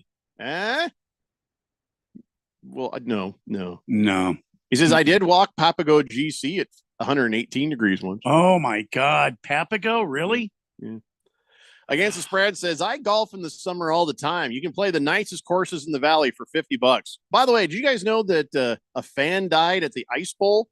He was an elderly spectator that died from exposure. That dude was a real hardcore fan. He went out like a soldier at Valley Forge. Guess he should have kept his coat closed, shouldn't he? Speaking of which, I just don't know. How do you get a message across to somebody? They go to my neighbors. Hey, grandma, either close the window or just close your robe. Either way, please. Could you just, for the kids? That's too bad. I just don't know how to. Do you leave a Post-it note on the car? I don't. Yes. Rico Suave says, Randy's a real man. Jake the Snake says, Randy's hot today. He's yelling up a storm, isn't he? Yeah, you are a little bit itchy trigger finger on that, aren't you? Well, I mean, it's been a very big day in sports world. I mean, Belichick moving on, everybody acting like he died. The man didn't die. I mean, he's just leaving New England. I mean, it's not like the guy is passed along here. Geez, everybody ease up, will you?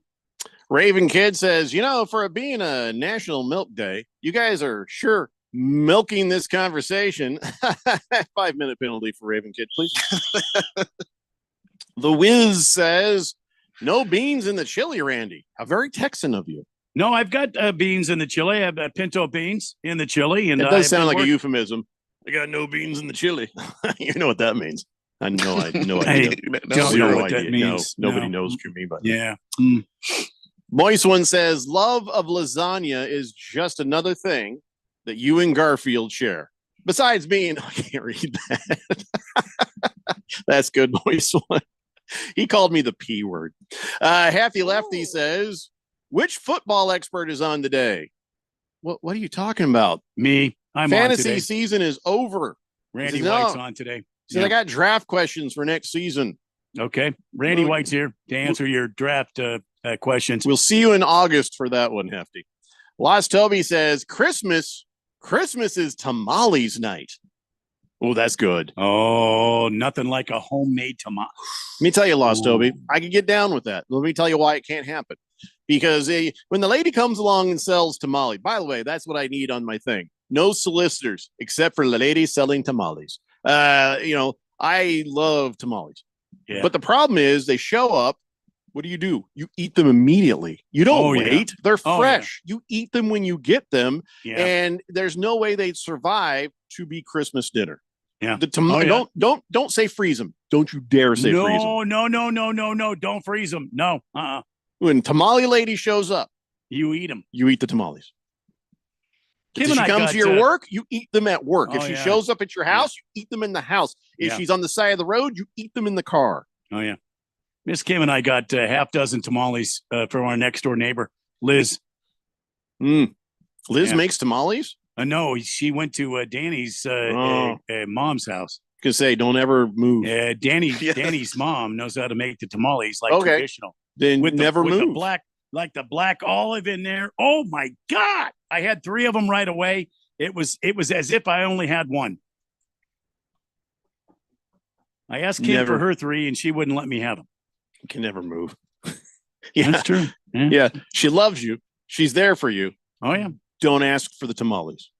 Just don't. If I could make them, I would make them every week. So our new texter from Canada, his name is Wyatt. By the way, are you in Canada or are you here? Also, are you part of that other crew of Canadians? But says, do you have any suggestions for a texter nickname? I'm an Oilers fan and an Elks fan. Sorry, all that lasagna is kicking back on me. I'm an Oilers fan and an Elks fan, formerly known as the Eskimos. My name is Wyatt. I'll be your Huckleberry. Yeah. Wyatt Earp. Let's see here. Do we have any suggestions? He's Canadian and he knows his weather. Mm-hmm. But being an Oilers fan or an Elks fan, I don't know. What do you guys say? I like Eskimo Wyatt. Well, Eskimo Wyatt, a mullet check. Mm-hmm. Because Canadians have a lot of mullets. We know that. A mullet check, butter pits, poop particles. Noise one says, Great Wyatt North. Great White North. Yeah, I get you. Oil Country. Call him Oil Country, says Raven Kid. Oily Stool. I kind of like that. There's some of these nicknames that I wish somebody else would have taken by now, just because they make me chuckle every time you go through the list. Well, what do you say? Give him some more. Well, I custom cleats, urban legends, Jeffrey's Lube. I mean, that's got a lot to do with I oil. don't think Right there. anybody's Jeffrey's ever Lube. doing Jeffrey's Lube. I don't think so either. You probably take that and- off the list. 4th and Inches, Randy's Big Meat, Butter Pits. Jesus. Well, it talks When- about Because he's the grill master general. Right, but- right. But just, yeah. Sticky Keyboard, Nude Texter, Mm-hmm. Weasley Bastard, Herpy Street. Oh, yeah. When did we get sticky keyboard? I don't even remember. Sticky That was a Keyboard. while ago. Yeah. That's been in there for a I while. don't know why nobody takes that. Yeah, I don't know why. Donnie. Four Pump Maximum. Oh, that's a good one. Yeah. I mean, Donnie says, enough about the Canadians. Mind your own business, Donnie. Pat Metric. I Well, see. I don't again- know why one of the Canadians don't take the Pat Pat Metric. What is that anyway? Where I did don't you get know. that? Pat Just- Metric. it's Pat Metric. I don't know. Somebody recommended it. Just makes no sense. Slimy little bastard. The blind pilot. Let's see. Weasley Nips. I like that. Personally, I like that one. If I Weasley had to- Nips? Weasley Nips. I'd have to have that one. Mhm. I might change my fantasy football team to Weasley Nips.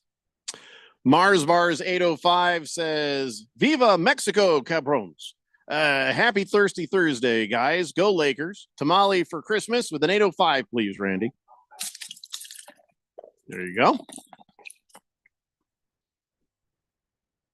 Swazman sending me pictures of the puppies that he looks after. I took a puppy. Bite My Kebab says, hey, Randy, pour me a beer too, please. Well, something for you, Bite the Kebab. Hey, we've got our Puerto Rican friend. It's a male. He's a male, I'm sorry. And he says, my name is Luis. I stumbled across your show when I was in Phoenix for a boxing match. Are you a boxer, Luis? That's awesome. Do you live in Puerto Rico? Are you hearing the show right now in Puerto Rico? Or are you here in Arizona? Very curious. Lost Elby says, make them yourself. I'm not stealing them. I'm just buying them. Make what myself? Tamales. I never want made 'em. to. My I want wife to. probably could make It's not 'em. that hard. I don't think. It just takes a little while. It's not that hard. I think she says she knew how. She's just like, that's a lot of work. So, damn. Fifth letter says, is it really National Milk Day? Yeah. Hell yeah, I'm going to have some fun tonight. Oh, I'm not Uh-oh. reading that. Nah. Uh-oh. Gonna leave the text about his pregnant girlfriend out of this. Uh-oh. Just gonna go right to break. It's the Daily Blender here on 1580, The Fanatic. You still thinking job change in the new year? Yeah, I need something that's in high demand and more stable in this economy. IT? Yeah, cybersecurity, maybe even AI. That's what I did. Really? How? Went to My Computer Career. You don't need any prior experience, and you could start your new career in a matter of months. A lot of IT pros go to school there too to level up. Sweet. Are classes online or on campus? Both. Wow, I'll check it out. Thanks. Make this your year. Take the free career evaluation now at mycomputercareer.edu. Financial aid is available for qualified students, including the GI Bill. Hey, Ralph, got another solar question for you. Okay, but did you check out the Harmon Solar podcast first? The what? The Harmon Solar podcast. We put new episodes up twice a month that teach you all the things you ever wanted to learn about solar. We discuss things like how solar works, the roofing, sales process, demand management, everything solar. Show like this needs some real smart thinkers, huh? Well, yeah. So you got some really great guests then, huh? Almost every show. Is it on Spotify? Yep. iTunes? Yep. Just search it everywhere. It's the Harmon Solar podcast. Go check it out at harmonsolar.com. Hey, what's up, everybody? Ken Barkley here, reminding you to check out You Better You Bet. Why, you ask? Well, because we bring the fun, the insight, and all the wagertainment you need. Plus, hopefully, we win a couple bets along the way, from up-to-the-minute breakdowns of backdoor covers, bad beats, and the cheers and tears that come with them, obviously. Plus, betting analysis from some of the best minds in the sports wagering world. Join myself and Nick Costos and tune into You Better You Bet, weekdays from noon to 3 on Arizona's sports betting station 1580 and 99.3, The Fanatic.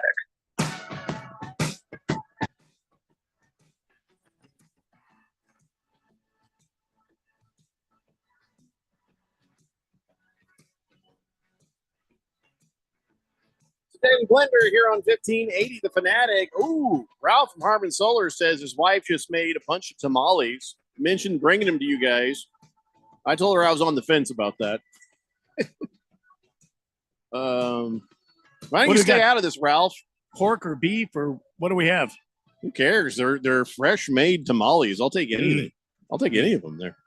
Lost Toby says, hey, if I can make tamales, most people can. Okay. Well, I don't know. My wife talked about it. I know that there's members of her family who have made some, but I don't know. I have to find out. But yeah, if I can get some tamales, I'm a happy man. Let's clean up the text line as quick as we can because we got to get to Keon Rose's college basketball dance party here in just a few moments. Quiet Cannon has a suggested name for Canadian. On Thin Ice. Yeah, it's okay. Yeah. Hefty Lefty says Whaler Wyatt. Well, that actually doesn't. It concludes his name there. Wilbur says, "Hey, Raven Kid, try this one." And it must not be very good because the system froze up when I tried to click on it. Wouldn't that be nice if there was an AI program that was part of our text line that stopped me from reading dumb texts? I mean, yeah, but how would it know what a dumb text is? It's a good point. Yeah, half the show would just like all of a sudden be like, well, we've decided to do an hour a day. You basically, right? we just can't seem to. Let's see. Flappy Mac says Wyatt Riot. Well, that's pretty good. Like Quiet Riot. That's not bad, Flappy Mac. That's a solid one. Solid. So for some reason, the text line is doing thinky wheel. So all I can do is try to read the preview line. Wilbur says, Don Tamale here today. Don Tamale. Boo. Kiss the Cook says, Wyatt CA. Oh, like YMCA. Raven Kid says, so many of his names on these lists could just be Moist One's aliases. It's a good point. Yeah. There's a couple of them. Yeah. Yeah. Ray from Canada says, hey, we went to Rustler's Roost last night and it was amazing. The rattlesnake was a little chewy, but tastes like chicken. The bone-in ribeye was great too. Thanks for the suggestion. There you go, Ray. Congratulations. Now you can tell people you tried rattlesnake and then probably never do it again. Never do it again. None of us do. Just Oaktown Destroyer says, how about for the Canadian guy, Dudley Do Right?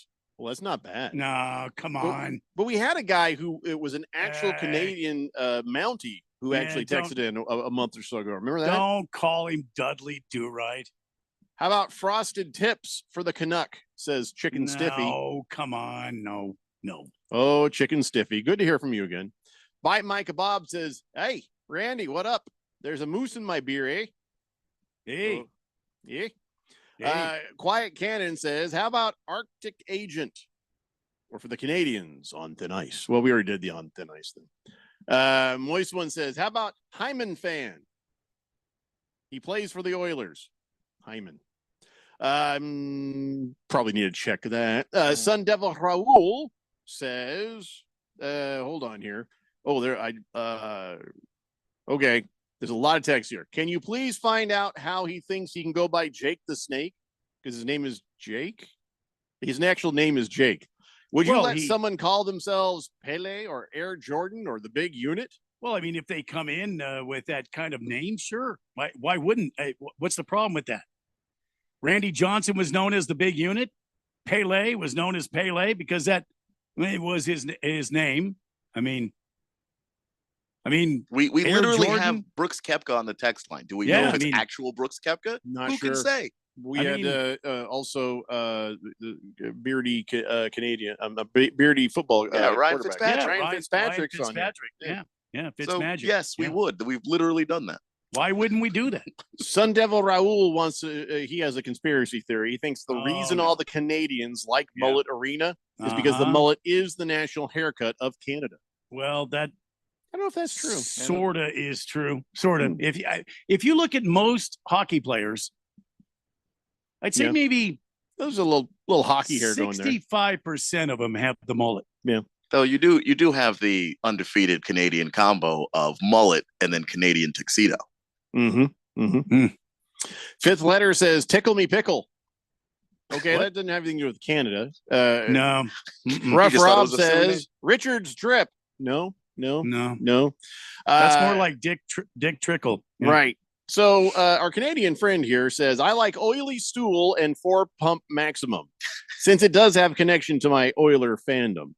We can call him oily stool, I guess. Well, oily stool or 4-pump. I mean, you pick one. Oily stool or 4-pump. Oily maximum. stool fits him because he's an Oilers fan. All right, there you go. All right. But again, it's your choice, man. That's just what I mean. I think oily stool would work, but you tell me. This is like a one-time decision because after that, you're stuck with it. Yeah. Will you please keep listening, though? I mean, don't just don't make us do all one this time. work, Yeah, right? Yeah, and then not show up again.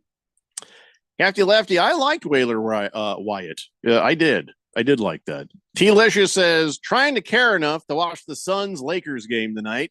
Guess I could bet on it, then force myself to watch. I really just don't care what happens. I just hope the Lakers win. I mean, the Suns win. Oh, my God. How did that come out of my mouth? What the hell? Did you hit the dump button? I hope you hit the dump button. What? Oh, my God. Why would I say that? I don't know if I got there fast enough. So I have no excuse. I apologize. Kiss the Cook, Arctic Frost. That's not bad. Fifth letter says, what about oil me pickle? Yeah, still no. Last Optimist says, mullet is the Florida State roadside food stand fish snack. Okay. Swave Dave says, Canada love. Scratch Me Because says, better be called the Big Unit than the Big Eunuch. Put that as a texture nickname. No one's ever going to take it. The Big Eunuch. But the Big Eunuch. That's a good one. So you want me to go ahead and put it in here, but nobody. Yeah. It'll be funny to hear later. Because when you read, beef. Yeah, when you read through the list, it makes us laugh. Chief Skull says, Canadian texture nickname, Poutine Border Jumper. Oh, I like that one. Put that aside. Because who knows? We might attract three more Canadians and might need it later. Poutine Border Jumper. How do you spell poutine? Pootine. Poutine. What do you mean? U? Pou. Yeah, Tine. Poutine border jumper. Yeah, put that on the list. Seems Raven like that Kid would be like Taco Bell. Yeah, kind of. Raven Kid says, oil my Eskimo. Average Joe says, how many more fouls do you think the Lakers will have over the Suns? I'm beginning to think it'll be like 12 to 34. Easy. Probably going to piss me off. Yeah. That is probably going to piss me off. Eye Candy says, do we got plumber butt? I think we have something like that. Plumber's crack. Plumber's crack. Yeah. That's what it was. So Oily Stool says, oily stool it is. Poutine, by the way, is spelled Poutine. Hey, I did get it right. I was just guessing. I'll be honest. There we go.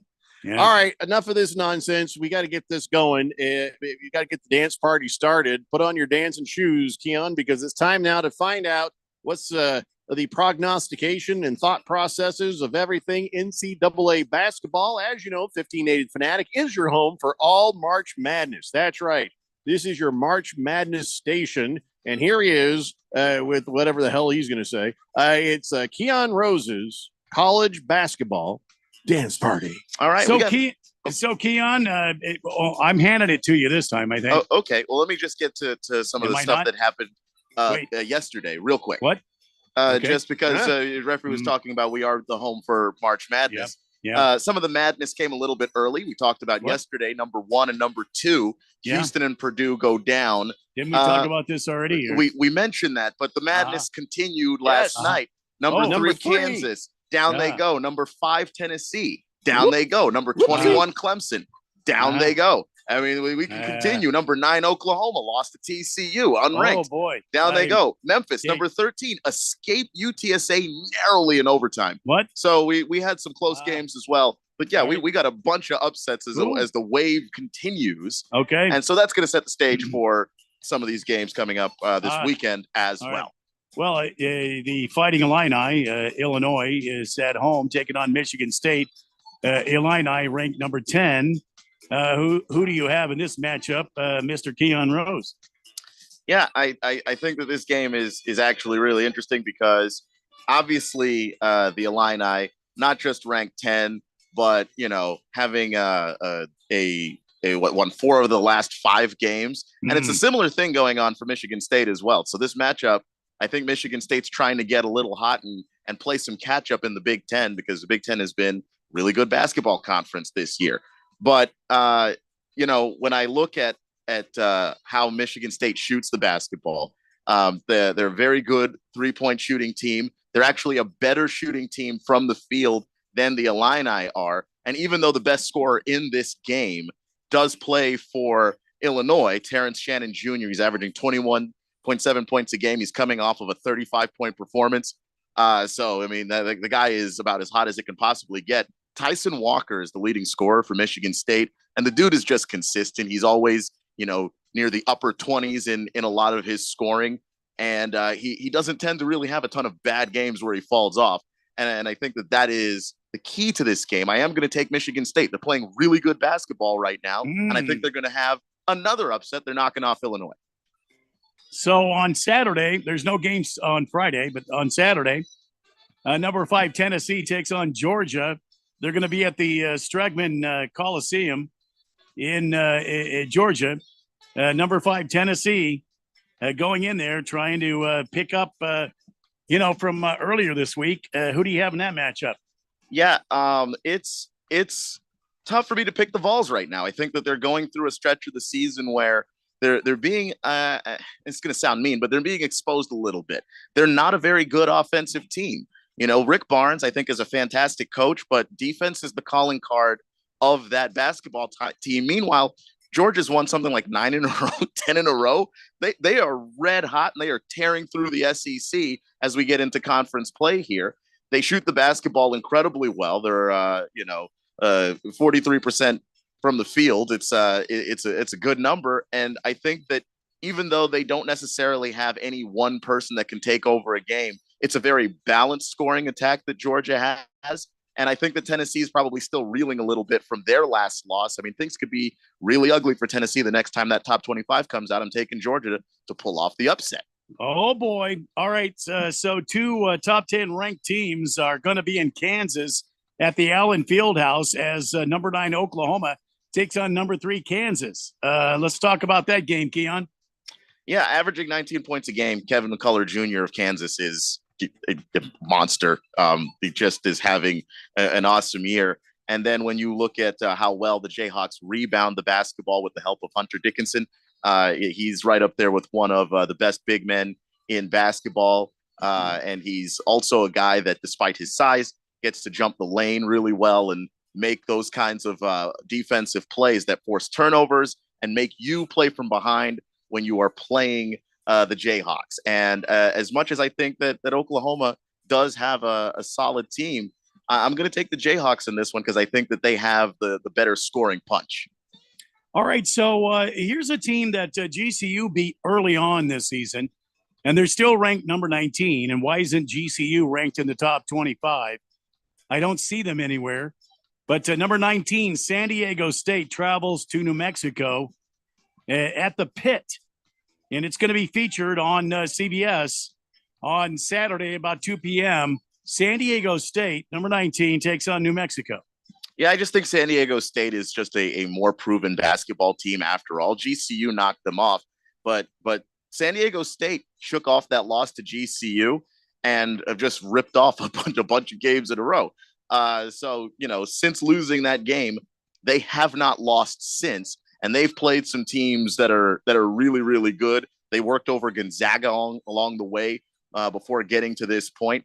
And so I think that they deserve a lot of credit. New Mexico State, though, is also playing incredibly good basketball. I just don't think that they're a match for San Diego State and what San Diego State does, not necessarily just on the defensive end, but also with their ability to score the basketball. I understand that New Mexico is a great offensive team in their own right. They're the 25th ranked team in the nation in points scored. But when you add San Diego State's ability to be able to lock teams up defensively, I think that they are going to come out on top in this game. A lot of conference play going on now as we head towards the second half of the season for men's college and women's college basketball. So March Madness on the horizon. How many upsets do you see? And is this one of them? LSU will be taking on number 16 Auburn at the Neville Arena on Saturday night at 6 p.m. Yeah. Let me see if I can get my my page up here. LSU and Auburn. LSU at number 16 Auburn. Yeah, I think that with Auburn is in that position to actually be upset. I just don't think it's going to happen in this particular game. I think that Auburn, another team that shares the basketball, moves the basketball around particularly well. I don't know if it's going to show up in the assist numbers necessarily because they're always a team that's going to make the extra pass, and it could be an extra 2 or 3 passes, whatever it takes to get the open shot. But when you look at how these teams fare from the field, I think that Auburn has the smoother offense and plays a little bit of a cleaner game. There is a puncher's chance, obviously, for LSU to pull off the upset. Jalen Cook is playing fantastic basketball. He's coming off of a game where he scored 28 points against Vanderbilt. So I think that obviously LSU has the ability to get buckets too, but Auburn has been doing this for a few years now under Bruce Pearl, and I don't see any reason why they ought to stop. They're the better team, and they're playing at home, and I like them to win the game. All right, finally, number 8, Arizona is on the road against Washington State, the Cougs, at Wallace Beasley Performing Arts Coliseum. Call the game, Keon. Who do you got here? I don't know. I don't want to say nice things about you, Arizona. But Caleb Love's really good at basketball, and I don't know how to I'm trying to find mean things to say, but we can stop asking anything about you, Arizona. They're the second rebounding team in the nation. They're 6th in field goal percentage. It's Arizona's going to beat Washington State, and I'll just leave it there. Okay. That's it, Jeff Coe, for this Keon Rose's college basketball dance party. Any other comments on the college basketball before we go to break there, Keon? Yeah, I think that we're going to have a load of potential upsets this weekend, and I'm looking forward to seeing it because I think that this is one of those seasons where it's really hard to gauge who is I think the 2 top teams are still the 2 top teams, but it's hard to gauge every team between 3 and 10. It's hard to figure out where they land. Is Tennessee just having a bad run of games right now, or were they overrated earlier? I think we're going to have to figure out a lot of this stuff, and this weekend is going to go a long way to putting that stuff into perspective. It wasn't 3 seconds before Big T texts in and says, Keon's picks suck. Let's track his success rate. Okay. I mean, you did pretty good last season, man. I did. And then, of course, people were saying that during the football season. I noticed somewhere around week 4, I didn't hear fade Keon anymore. So I don't know, man. I like my picks. Basketball's hard, though, because, you don't know. I mean, Yeah, I think like Keon Purdue. knows more basketball than he does football. Well, yeah, but I'm just saying, Purdue went in last week, and you would have thought they would have walked through that game, and they got beat. So and not just like barely, they got thumped. They got thumped pretty hard. I mean, that's basketball for you. You guys ever, when you're hanging around and just trying to occupy your time, try to put filthy things in the personalized plate site at the Arizona DMV? No. Just me? All right. Yeah. Can't say that I do. You'd be surprised at how much you can get away with. Just saying. All right. Okay. Thank you, Keon. We got to take a break. And when we come back, we'll jump back into I don't know, stuff. It's the Daily Blender here on 1580, The Fanatic. Finding great candidates to hire can be like, well, trying to find a needle in a haystack, but not with ZipRecruiter. Its powerful technology actively finds and invites qualified candidates to apply to your job. So while other companies might deliver a lot of hay, ZipRecruiter finds you the needle in the haystack. See why 4 out of 5 employers who post a job on ZipRecruiter get a quality candidate within the first day. Try ZipRecruiter for free at ZipRecruiter.com/free. That's ZipRecruiter.com/free. 2 yards should be just a nice, comfortable 9-iron for him. They're going to go nuts when he hits this thing.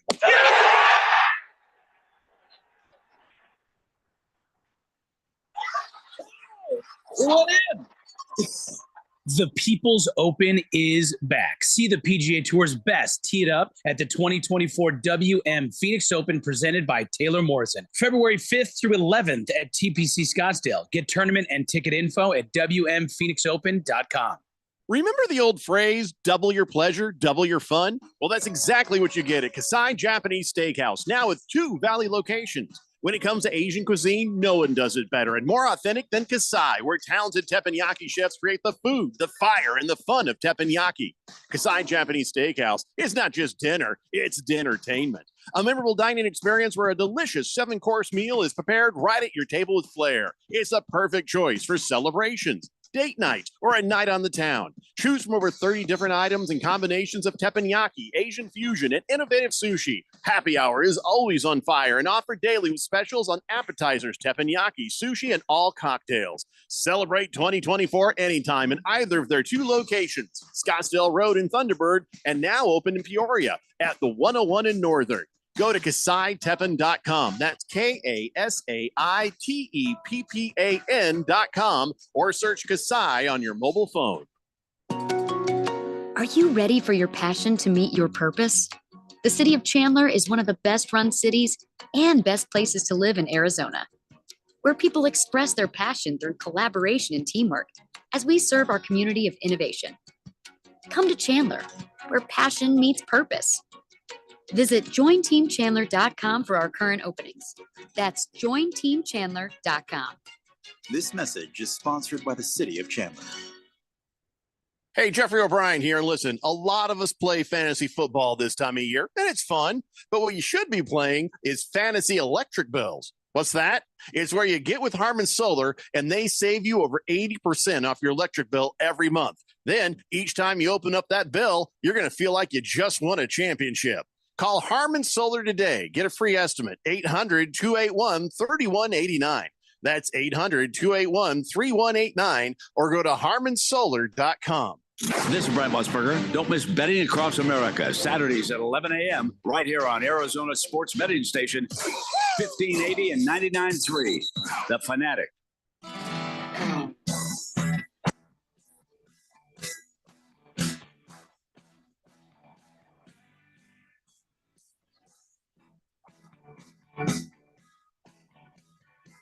Daily Blender here on 1580, The Fanatic. Happy Lefty says, solid nickname for our new Canadian texter friend.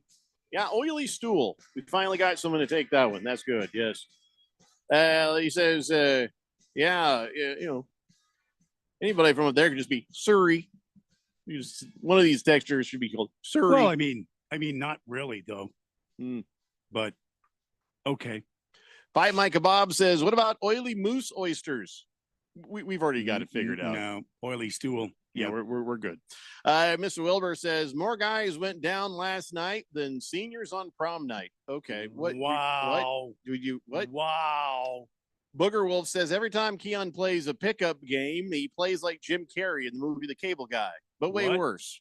Go Niners, baby. I've never seen that movie, so that doesn't mean anything to me. I hope my team steals your assistant GM. That's all. That's the only thing I want from you.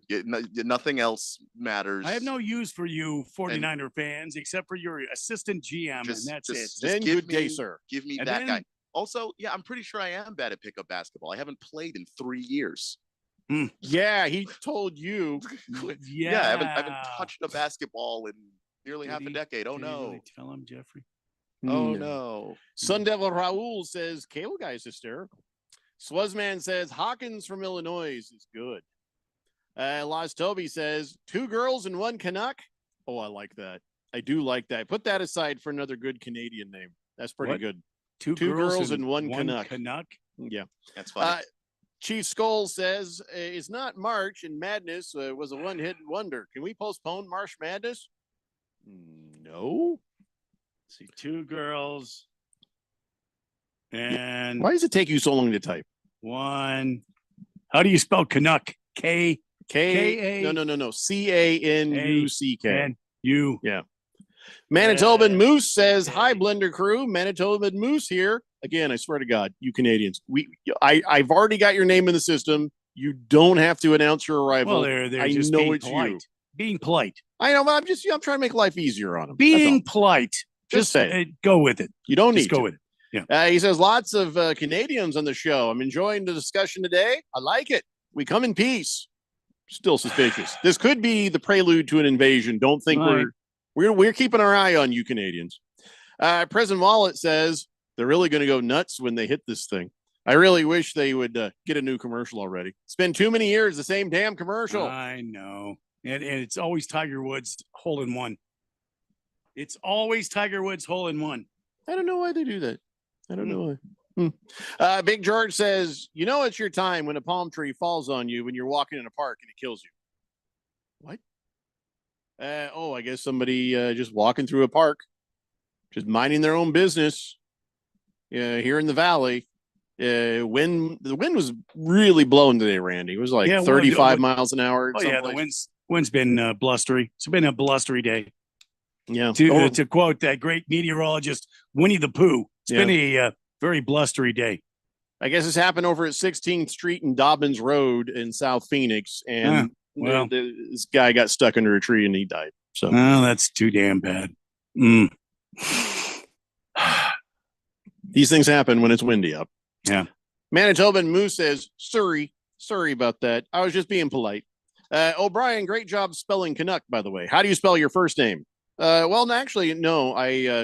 I spell my first name minus 1 E. It's Jeffry. Go to 1580thefanatic.com and you click on the Daily Blender and you'll see a little bio information about myself and Randy and Keon right there.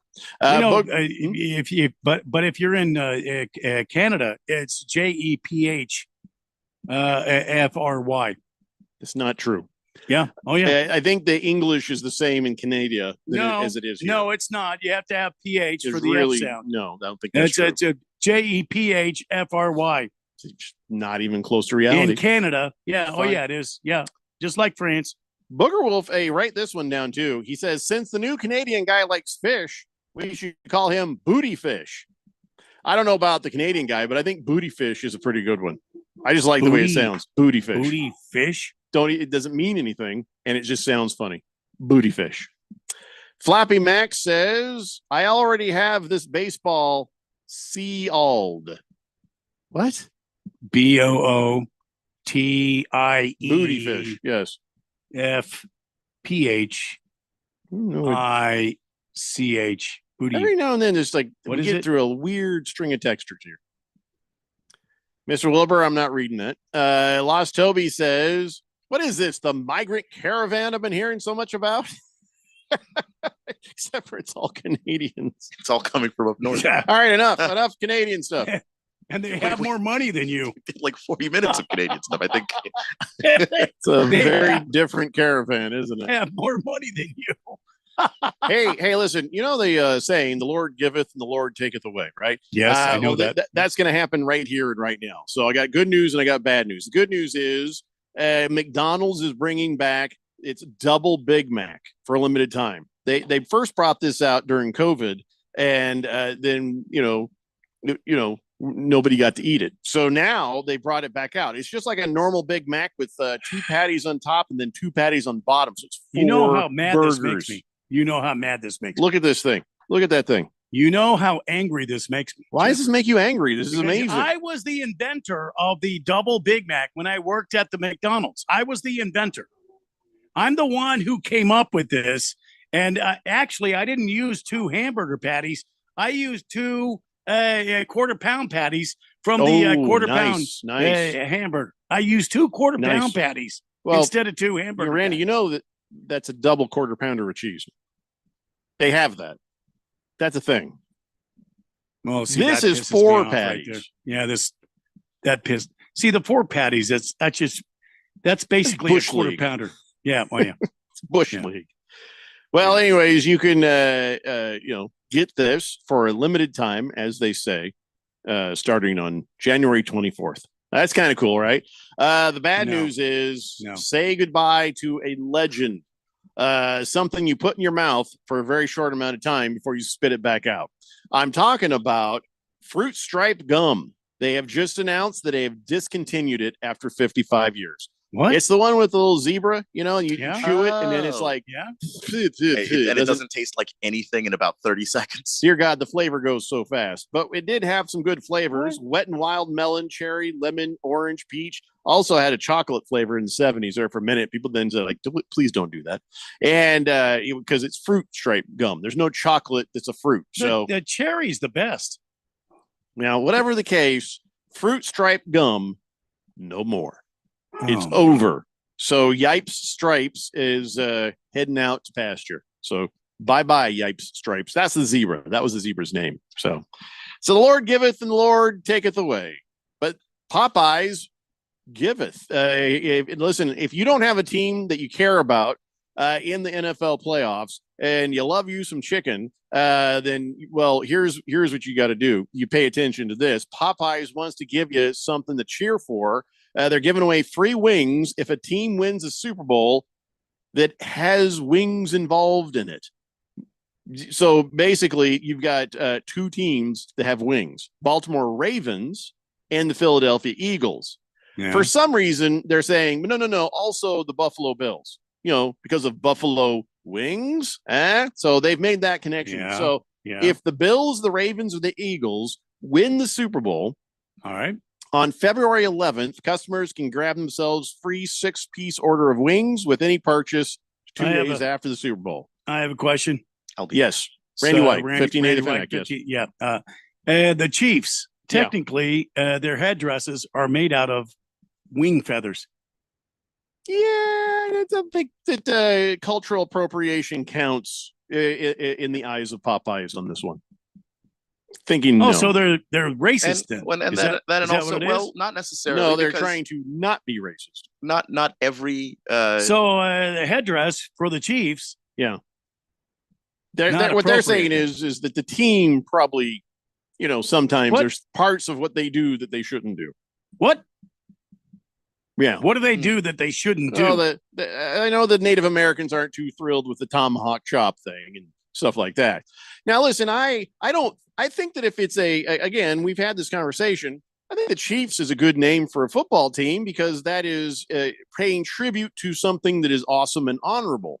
When you say Redskins, well, that's a racial slur. But there's nothing wrong with being the Chiefs. But then I guess some of the Native American tribes and people don't care for the, they feel like they're being isn't mocked. Isn't that like a war cry? Isn't that like I know. Listen, I'm not in charge of what is and what isn't considered something they shouldn't do. So I leave that to the people who, get to make that decision. And it's not me. So that's all I'm saying.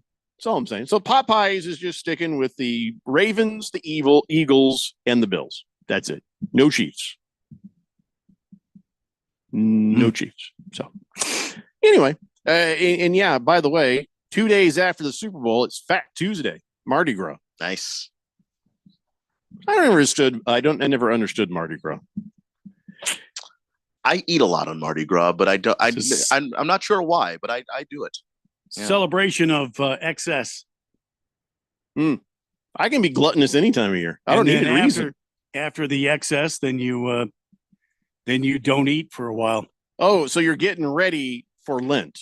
Yes. That makes sense. Celebration of excess. Yeah. I've decided already. I'm giving up Lent for Lent, There like it I is. do every year. And there we go. Boogie says, I think Buffalo Wild Wings should counter and offer free wings if the Buffalo Bills win the Super Bowl. And there it is. There it is. I knew there was a hook there somewhere. Yeah, they should sue for infringement. I still say the Chiefs. Still say. Yeah, but they're not birds. They get their feathers from birds. That's feather appropriation. Stop it. Last Optimist says Florida State fans are irritated that a Seminole employee went to work for the Chiefs and introduced the tomahawk chop to the Chiefs fandom. Florida State Seminoles wanted that to be their thing only. Oh, that's interesting. It's a Daily Blender here on 1580, The Fanatic. Hey, I'm Andy. If you don't know me, it's probably because I'm not famous. But I did start a men's grooming company called Harry's. The idea for Harry's came out of a frustrating experience I had buying razor blades. Most brands were overpriced, overdesigned, and out of touch. At Harry's, our approach is simple. Here's our secret. We make sharp, durable blades and sell them at honest prices for as low as $2 each. We care about quality so much that we do some crazy things, like buy a world-class German blade factory. Obsessing over every detail means we're confident in offering a 100% quality guarantee. Millions of guys have already made the switch to Harry's, so thank you if you're one of them. And if you're not, we hope you give us a try with this special offer. Get a Harry starter set with a 5-blade razor, weighted handle, shave gel, and a travel cover, all for just $3 plus free shipping. Just go to harrys.com and enter code SIMPLE at checkout. That's harrys.com, code SIMPLE. Enjoy. Progressive presents an ad from Mom. Hello, is it on? Oh, okay. Bundle your home and auto insurance with Progressive and get protection round the clock. Round the clock? Does this generation even understand what round the clock means? But I'm just saying, because don't come to me when they ask to do this over, because the kids won't get it. Get round-the-clock protection when you bundle and save with Progressive. It's easier than getting your mom to make this radio ad. Progressive Casualty Insurance Company, affiliates, and other insurers. Not available in all states or situations. So what did the doctor say? He said I might need surgery. Wow, it's that serious. Well, we won't know for sure until I talk with the surgeon, but I'm lost. This is all new to me. The decision to have surgery isn't easy, but neither is living with pain. There is an alternative to surgery. At the Naturopathic Physicians Group in Scottsdale, our doctors are experts in full spectrum care using a natural approach and can restore pain-free joint function so you can avoid surgery. Patients come in for a variety of issues, including joint pain, chronic conditions, and issues specific to men's and women's health. We also help restore balance in immune, digestive, and hormone systems, which often improves both immediate physical symptoms and also improves cognition and emotional stability. So when traditional medicine suggests you need surgery, how about taking another approach? Call Naturopathic Physicians Group at 480-451-6161. That's 480-451-6161. Or go to naturopathicgroup.com. When life gets overwhelming, but you just don't feel like talking, help is only a text away. Trained and caring crisis specialists are available by text 24/7 to assist with suicidal thoughts, substance use issues, depression, anxiety, and more. You are never alone. When you need help, please text HOPE to 4HOPE from anywhere in Arizona. Text the word HOPE to 44673. This message is sponsored by Solari Crisis and Human Services. Live from the Harmon Solar Studios in Scottsdale. This is KQFN Tempe. Also transmitting on K25CD Phoenix at 99.3 FM and K240U Fountain Hills at 95.9 FM. It's time for the third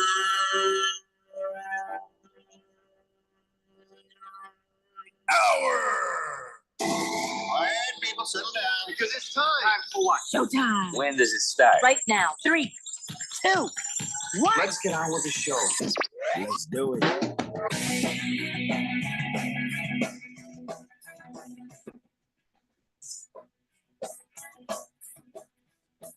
All right, everybody, it's 5 o'clock here on the Daily Blender. I'm your good friend, your radio pal, Jeffrey O'Brien, alongside Randy White. Got Keon Rose in the control room, and you guys are on the Fanatic text line, 888-368-1580. As we broadcast live in the Harmon Solar Studios in Scottsdale, I think we need to have a team meeting here. Randy, Keon, gather around. I think we need to have a little bit of a team meeting. Okay. So, generally we talk about sports and stuff, right? Yeah. Sports and manly things. Mhm. And I got to say, I feel like all these Canadians have kind of put us off our game. What do We you haven't mean? talked nearly as much sports stuff in the last few days as we normally do. Okay. Now, granted, we are prone to a left turn and things that have zero to do with sports at any Well, moment. You never know. Mhm. But I feel like this might be part of a big conspiracy theory. What? That maybe they're trying to undermine the fabric of America by trying to distract this show Mhm. from talking about what we usually talk about. All right. So I just want to now- make sure we're not getting had by these Canadians. But what I don't think I don't think they're attacking us. I don't think they're trying to cross us up here. They've just shown up and been polite. Yeah. You see what I'm saying? You see what I mean? But the fact that we got distracted by that is definitely on us. That we didn't have to be distracted by politeness. But It's you not a think trick. they didn't know that? These Canadians are some smart and tricky people. Oh, Sure. I mean, but you've got to figure out what the trick is. Like I haven't seen a trick though. Don't see what Ray I'm Ray saying or open your eyes. Pierre or Okay, they are very much open. Orly Stool has had to do with this Gordon, conspiracy don't theory. forget Gordon, the fisherman. Gordon, yeah, Hunter. I don't Just see asking you guys to keep your eyes open. You see All right. something, you say something, because All right. All right. this could be a prelude to an invasion by Canadians. That's all I'm Mm. saying. Why would they? I Why don't would they? know, Randy. I don't have all the answers. I'm not sure why they would want to invade America, but okay. All right. This is a long game. Listen, right. they stand around with bottles waiting for maple syrup to drop out of a tree. They're going to play the long game in don't undermining the so. fabric and, dare I say, the soul of these Not- United States of America. Not sure they do that, but okay. All right. All right. Maybe they're not. Maybe they are, as advertised, just a bunch of nice people. Maybe Mhm. they are. Yeah, it could be. I'm asking you guys just to keep your I eyes mean, open. You Don't being get lulled in so quickly by the Canadians. you being Canadian by birth, I mean, What are you talking about? you would be able to know that. I mean, I'm from Keon, did you know Colorado. that? Did you know? Well, he says Colorado, but he was actually Keon. Did you know? Are you he's from- accusing me of being Canadian? He's actually from Ottawa. When have you ever known me to be super polite? Well, like But pretty much all never. I rest all my the- case. all the time. Mm. Mhm. That's not my experience on this show. When you I'm use the nice to word- the waiter. I'm nice to the gal behind the See? counter at Barrows. See, and there it is. But Yeah. beyond that, Mhm. when have you known? Always be nice to the people bringing you your Thank food, you. or else you get a little something nasty in there. You know Pretty sure he's from Ottawa. what are you talking about? It's just my experience on this show hasn't been the kindest experience. You'll I would see. not. I would not sit You'll here. see. Oh, stop You'll see. whining, Well- you little weasel. You'll see. I See? am trying to stand up for you by saying Doesn't sound you're like not. it. I You're feel not like I'm being Canadian. attacked. And there it is. You're not Canadian. I'm I trying never to. said I No, was I- Canadian. Oh, he's Randy's pretty much argument Canadian. is that you're very nice, and I'm saying that's not true, and I have He is. experienced it personally. Of course, it's not He's- going to be a compliment to you. The compliment Yeah. is that it's not nice. I'm not He's very appreciating damn this nice. much. Yeah. Well, Oh, yeah. okay, No, then he's you know very what? You're nice. very nice, and you're actually from Ottawa. I'm with Randy now. Have you ever lying. noticed he takes Boxing Day off every year? Mm-hmm. The day after Christmas, we're all off. What are you talking about? What are you talking about? I don't even know what you're talking about. I'm not off. Can we get back to now? You're doing the Canadians doing right now. What are you talking about? You're distracting the show. I was and not. I was not. just I like the was listening. Canadians. I was listening in to your conference you called, and I was You just. know what? That'll teach me for calling a meeting. And there Oh, it this is. has not got to be any kind of a democracy. There it is, Keon. He likes maple syrup on his waffles. Yeah, enough of this Canadian socialism. I'm running things now. And I'm nice, but not Canadian nice. Shut up. And there it is. Beer Bob says that's why Jeffrey's not in Canada. He wasn't nice, so they kicked him out. I was never in Canada. How Yes, he dare was. you accuse me of these He was things? born in Ottawa. Just such a lie. Manitoban Moose says, I assure you, Jeffrey, there is nothing diabolical going on. All we want to do is spread the love of hockey, beer, and Crown Royal whiskey. There it is. Why can't it just be that? It could be. I'm just saying, keep your eyes open. Don't get lulled in. Don't be seduced by the niceness of the Canadians. Like if that's the love that they're trying to spread, well, that's the stuff we like anyway. We like hockey. You know, if you maybe listen not to as much as they Jeffrey, do, but we like it. We like beer and we like whiskey. Well, if you listen to Jeffrey, you'll hear that Canadian accent. There's no accent. What are you talking about? I have no accent at all. And there it is. Oh, look, Pierre is here. Says, I don't know about those Anglophones, but we're French Canadians. We just want to have our own country in Quebec. We do not like the rest of Canada. See how convincing he is, Keon? Hunter says, I just came down from to the States to watch hockey and drink. There's nothing nefarious going on here. That's exactly what they would say, though. See that?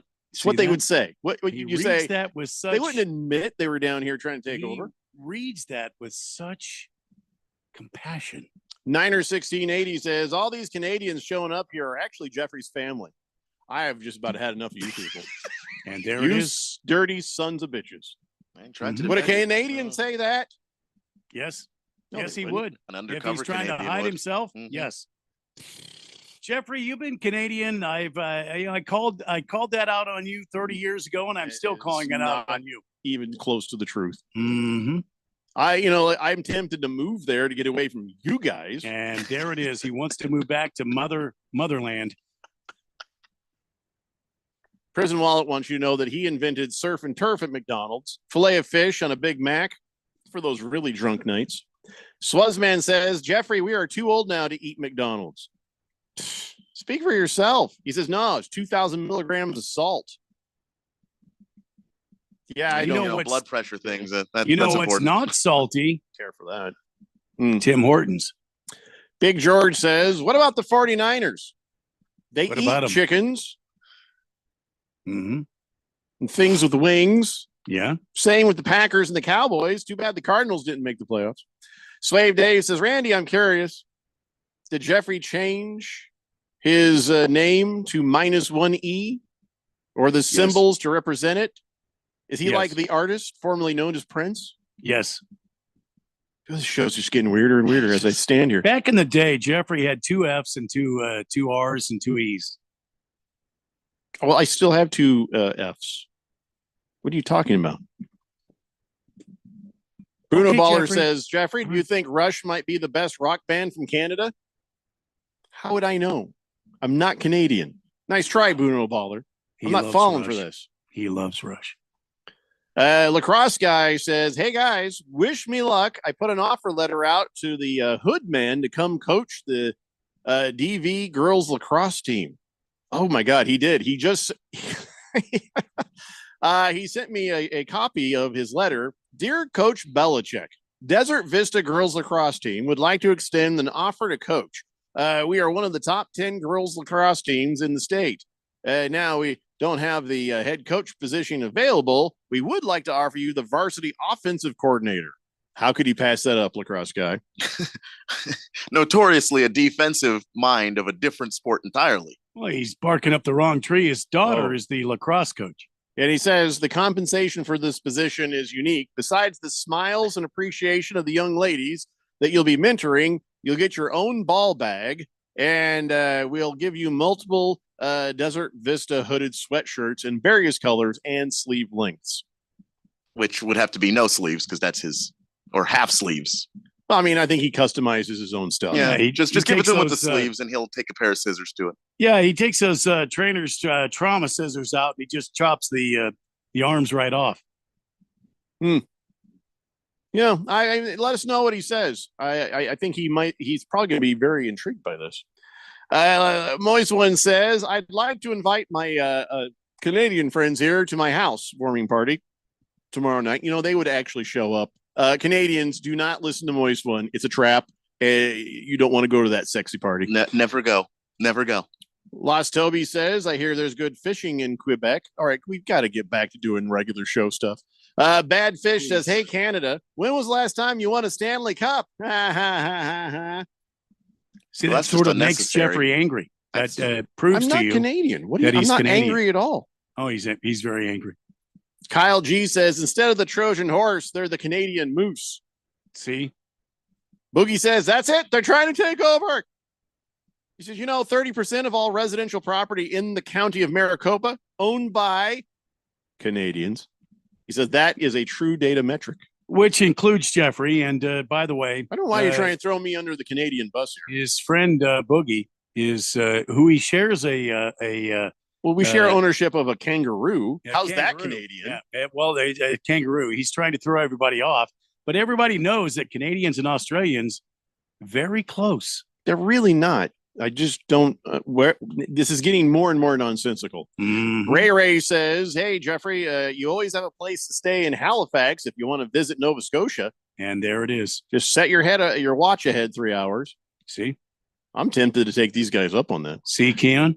Oily Stool, I see you. Our new Canadian friend, says, I can't speak for these other Canadians from the East, but here in Alberta, like America, we wanted to build a pipeline down to the Gulf of Mexico to give you our oil, but you turned us down. Now we have all this oil sitting around and nothing to do with it.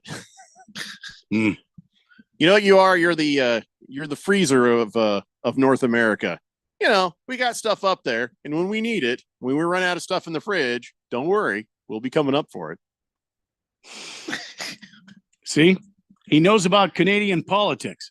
Gordon Fisherman says, we may be friendly in Canada, but even we aren't stupid enough to attend Moist One's house warming party. Just giving you a heads up, but I'm glad you're ahead of it. Now Boogie's mad. He says, Schrock is not Canadian. Dude, I know. Randy is just, I don't know what he's doing. He's just trying to start crap. I don't know what you're talking about me. I'm just pointing out the things that make you Canadian, Jeffco. I am not Canadian. I'm about to punch you in the mouth. It is true. And you know it's true. A Canadian wouldn't punch you in the mouth for saying that. The Whopper says Coyotes versus Alberta team tonight, 7 p.m. Yeah, go Coyotes. Moist One says, he says, I agree, Randy. See, that should tell you how wrong you are. Moist One agrees with you. He says, I offered the housewarming party as a chance to do something, little detective work, and Jeffrey ruined it right away. Any chance I can apply for offensive coordinator position for lacrosse guy? Oh, dear. No. I don't think you can coach a girls lacrosse team from 500 yards away. Yeah, no. Just stay away. No. Moist One. Stay away. All right, listen, can I just talk some sports, please? Yes, please. Please. So, as long as it's not Canadian sports, go ahead. Yeah. Shut your pie hole. All right. You know how we were wondering, this Victor Wembanyama guy shows up. We're like, okay, is he going to show up and be what we think he might be? This French fella, and not French Canadian, proper French. And so he shows up. We're like, well, we'll see what happens. And any guy with the Spurs have just been hot garbage, even with him on the team. I think that, they're like the second worst team in the NBA. And so we started to see little glimpses of things. Well, if this doesn't convince you that Victor Wembanyama is the real deal and a guy you build a team around, I'm not sure what will. Last night, yes, they were playing the worst team in the NBA, the Detroit Pistons. And he posted up his first triple-double that he's ever had in the NBA, and it only took him 21 minutes to do it. That is astounding. Yeah. And he's also the youngest player to ever do it. Oh, really? I didn't know that. Youngest player to register a triple-double in NBA history. Gee, many Christmas, this kid. He had 16 points, 12 rebounds, and 10 assists to get that triple-double. And the Spurs, as bad as they are, just completely destroyed the Detroit Pistons 130-108.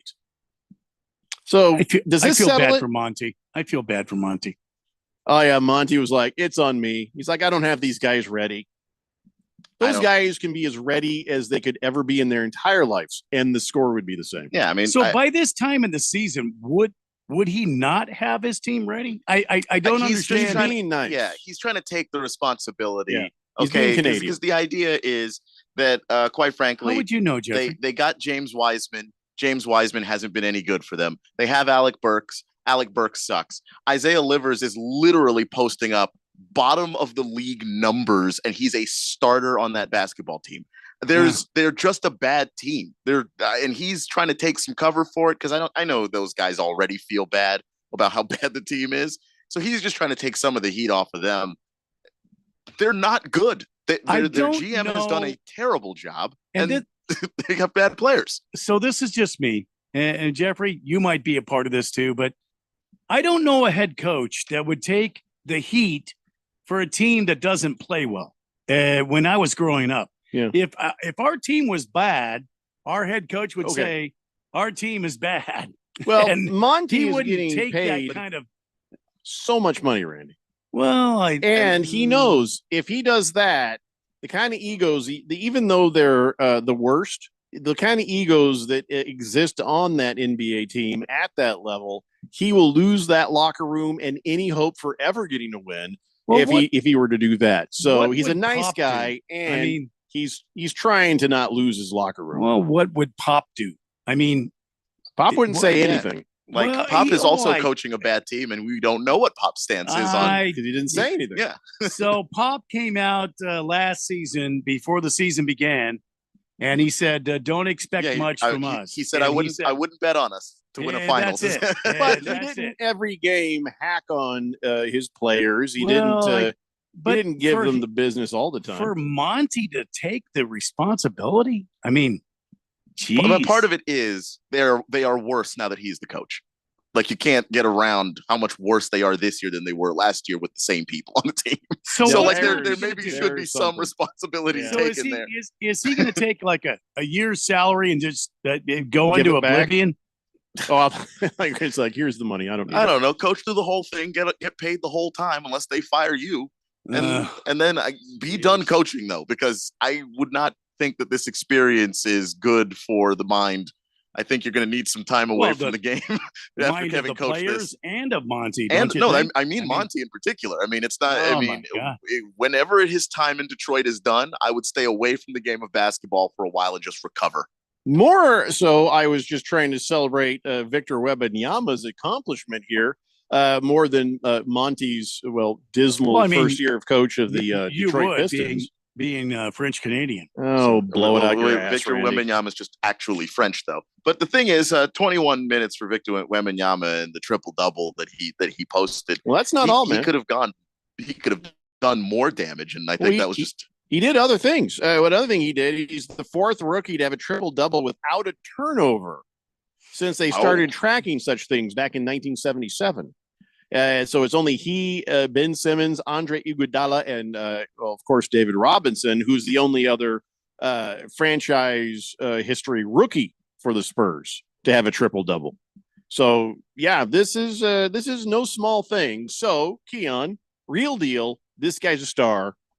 No more wondering, right? Is he though? I didn't wonder from the beginning when he came out I mean, he had a rough first game, but that second game where he bounced back and was able to play a whole lot better, I think that he is doing everything that we thought he was going to do.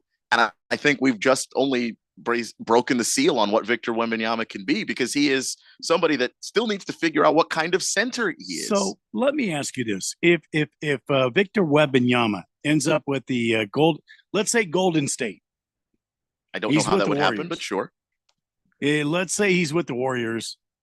How much better would he be? He'd be much better because he'd be playing with Steph Curry, who can give him space.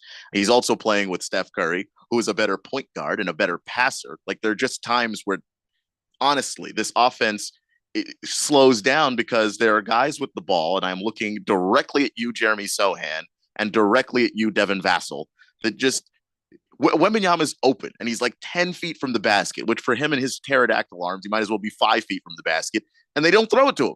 I don't understand why that doesn't happen, and I don't know if Pop has addressed it, and the guys are just not necessarily dialing in. He has openly talked about trading people, so I'm sure that Pop has had about enough of that. But like the idea that you can have a guy that talented and just not give him the basketball is insane to me. So yeah, if he were playing on a team where the ball moved better, where the players around him were better, Victor Wembanyama could be even better. So what about the New York Knicks? Why are we putting Victor Wembanyama on various teams? He would be better on the Knicks too. The Spurs have a bad team, but that's my point. That's my point exactly. Okay. And maybe Pop has lost it, and the San Antonio Spurs are not what they used to be.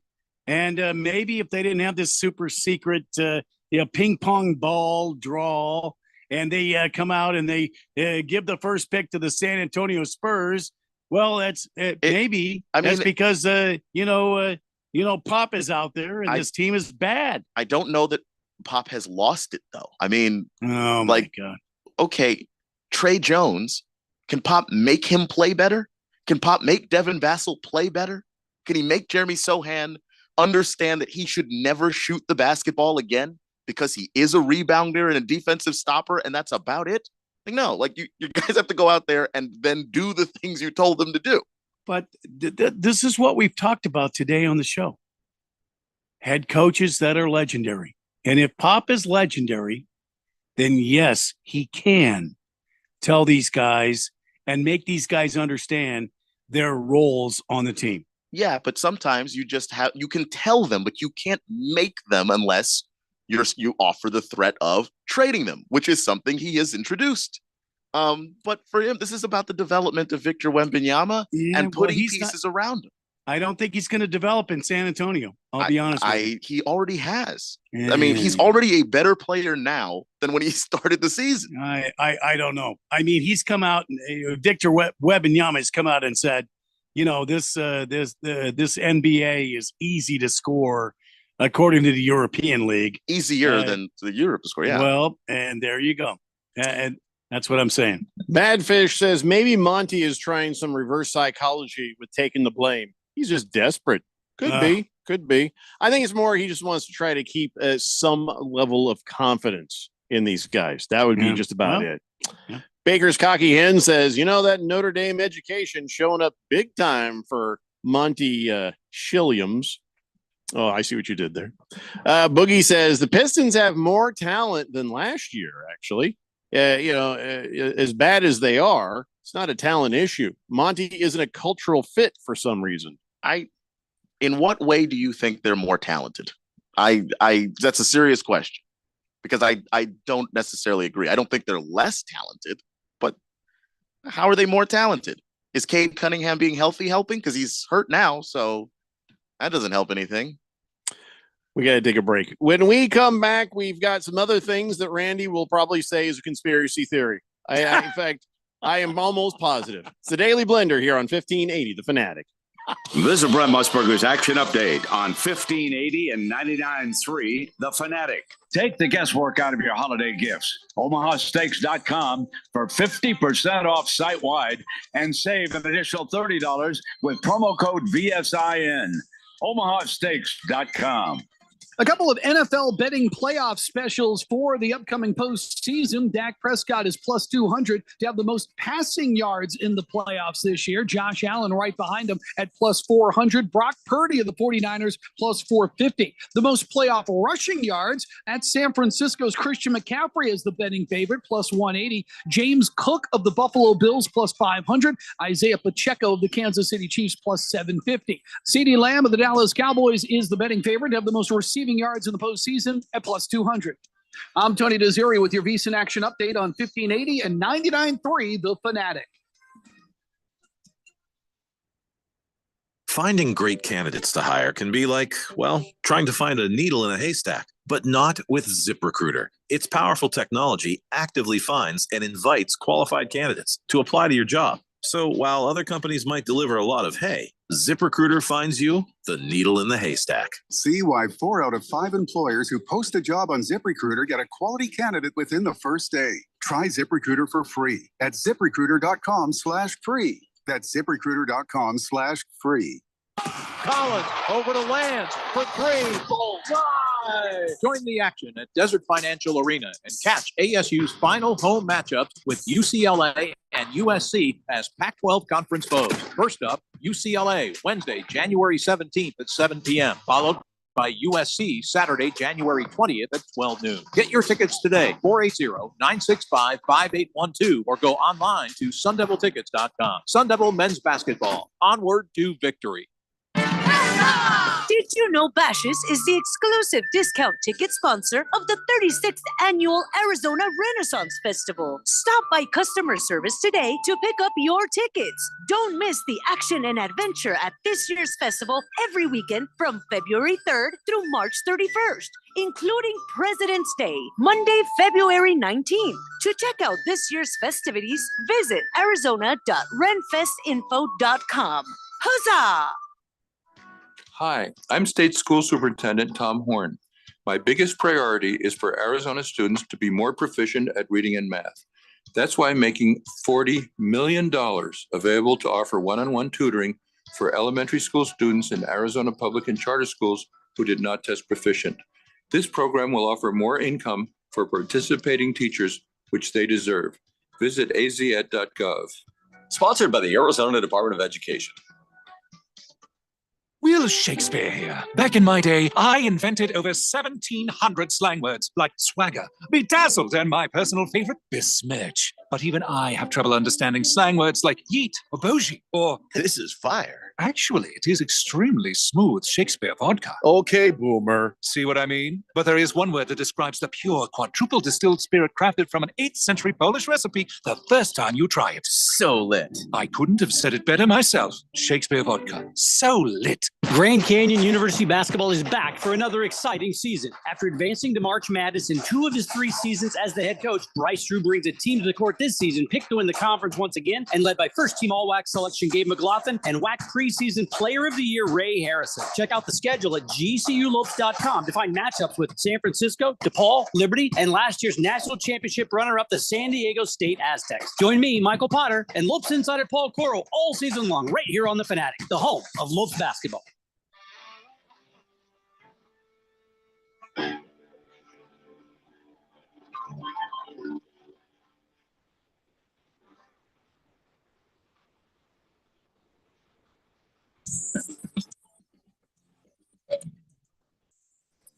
Terry Blender here on 1580, The Fanatic. So, all right, the NBA has announced their plans. That draft that Randy thinks is fixed. They're like, hey, you know what we're going to do? Oh, what are you going to do? Oh, we're going to make a change to draft night. Oh, does that mean you're going to actually show the little balls popping up and people getting picked, or you're going to show how this whole thing works? No. We're going to make it 2-night thing. Oh, all right. Well, how are you going to do that? I guess what they're going to do is in Brooklyn, it'll be a 2-night. They're going to split the first and second rounds into night 1, round 1, night 2, round 2. Really? Oh, the draft itself. Yeah, that's what they want to do. Wow. I mean, okay. All right. How about why not doing everything behind closed doors so Randy stops thinking that it's fixed? Or that everyone does. I mean, granted, I don't think that the Spurs needed help. They were one of the 3 worst teams in basketball last year, so they had the best odds to pick the number 1 pick. But why do you have to go to ping pong balls in a tumbler to pick out who's going to get number 1? They're trying to keep people from tanking, Randy. Shouldn't it be the team with the worst record? Right, yes, but they're trying to keep people from tanking. I understand that, but I balls, want to hear what Keon's got to say. The balls are not all weighed the same. So your odds of getting your the balls are not weighed the same. That's not conspiracy theory. They're not. I don't think he means literally in weight. It is proportional to the odds of your pick. So, man, come on. Yeah, I mean, do it in front of people. Come on. I agree. I'm not saying they shouldn't. I'm simply saying that's how that's how the machine works. The ball's not weighed the same. Yeah. Yes. Like I'm trying to ounces. They're not weighted the same. Right. Yeah. I don't understand what's the when you say weighted, you don't mean literal weight. You mean explain to him what you mean. I do mean literal weight. Wait, what? So what's the point? What? So why would they do that? What are you asking me for? Hold on a second. Now I thought you meant that Wow. So then that means the heavier balls will never pop up to the top then. If it's done with the that's why the teams with the best odds have the lighter ones. What? So that's a real thing? Yes. I just thought you meant figuratively speaking. No. Or like in a mathematical way. You mean literally? Holy crap, this is fixed. How is it fixed though? I told you. I'm not saying What's saying the that point of even putting the heavier balls in there when they're never going to shoot up to the top? Exactly. Well, it's not that they never do, because they have. And then when they do, people say that's fixed. So like there This is is a the chance dumbest there thing. is a I agree, but I'm just telling you that's what it is. Don't come at me about it. I didn't make the draft. Phoenix Suns had two first-round draft picks 50 years apart. This Okay, is a bad system. I didn't make it. I'm And to not me, yelling the at you. fact- Why do you the think we're fact- yelling at you? The Nobody's fact, yelling the at fact you, that Keelan. the fact that the system is bizarre and strange isn't proof that it's fixed though. That's just I Keon, need why can't you just say fixed? because I need it's bizarre and strange. Come on, why can't you just say because fixed? like most things I believe I need evidence for. Okay. And I just How about haven't had the this? evidence for it. I can't do it on just a gut How feeling. about we don't say it's fixed, but we do say it's stupid as hell? Because Agreed. This is a bad way of doing things. Agreed. It's a hugely bad way of doing things. Yes. The Whopper says NHL draft also fixed. NHL draft, MLB draft, NFL draft? Well, the NFL draft, I will say this. The worst team with the worst record, percentage-wise, and there's no ping pong balls involved. There's no bingo cards. There's no, daubers. There's no lottery picks. I got an idea. It is what it is. I know how to stop people from tanking. So here's how you stop them from tanking. All right, follow along. So if we do it the same way, like with the NFL draft, if you're the worst team, you get the first pick. Fair enough, right? But everyone on your staff gets punched in the nuts. Just everybody's line up. Some big burly guy just goes, "Congratulations." Congratulations. Wait, why would they be doing this? In the nuts? Nobody wants to get punched in the nuts, so nobody's going to lose on purpose. Sure, you get the first pick in the draft, but everybody's getting punched in the Ginobili's hard. Thinking Belichick would even if you didn't lose on purpose. Kind of thinking Belichick wouldn't have a response to that. He would just be like, "Thank you." Even if you didn't lose on purpose, that way everybody you get the benefit of the draft of being the worst team, but nobody wants this. Everybody's players too. The entire team, all the GM and the coaches. I think the that's owner. a bad idea. The owner's got to get everybody gets punched in the nuts. Players want their bonuses and things. They're not tanking. Coaches aren't tanking. It's I'm GMs. saying everybody gets punched. Okay. All right. So why are you not the punching the players people then. who didn't do it? All right. Yeah. All right. You're right. Players aren't going to do it. So not the players, but everybody else. Coaches, assistants, the gal that runs out there with the water. Everybody gets punched right in the genitals. I don't like the idea of Monty Williams got nuts. inheriting. That's why I said genitals. A very bad basketball team. He is clearly not losing on purpose. Nobody in Detroit wants this. and they're all going to get punched. This guarantees it. Guarantees it. Nobody does. And then you can get rid of the stupid lottery way they do it and just do the NBA stuff the same way as they do the NFL, because the cost of getting the first pick, you get punched in the nuts. So, I don't know about does that. Detroit get punched in the nuts? Clearly, they're the worst basketball team in the NBA. Yes. And they've been for a while. So if Either Detroit that or- does not get the first pick Yeah. in the 2024 NBA draft, Right. there's something wrong here. Yeah. No, there's already been something wrong. It's a dumb way it's of a doing dumb, it. Yeah, and of course, And by the way, it's not the teams that are. San Antonio was not the worst team in basketball last year. They were the by third way. worst team, and Third worst team, and Okay, they got the Randy, first please pick. let me finish talking here. The third worst team, the bottom three teams have the same odds. Being worst doesn't make your odds better than being third. President Wallet says, so even girls get punched? How does this work? Okay, how about this? The men get punched in the nuts. The women have to have babies. I don't know. I don't know. Maybe the women are. We let them off the hook. I don't like. There's so few women in basketball. We let them off the hook.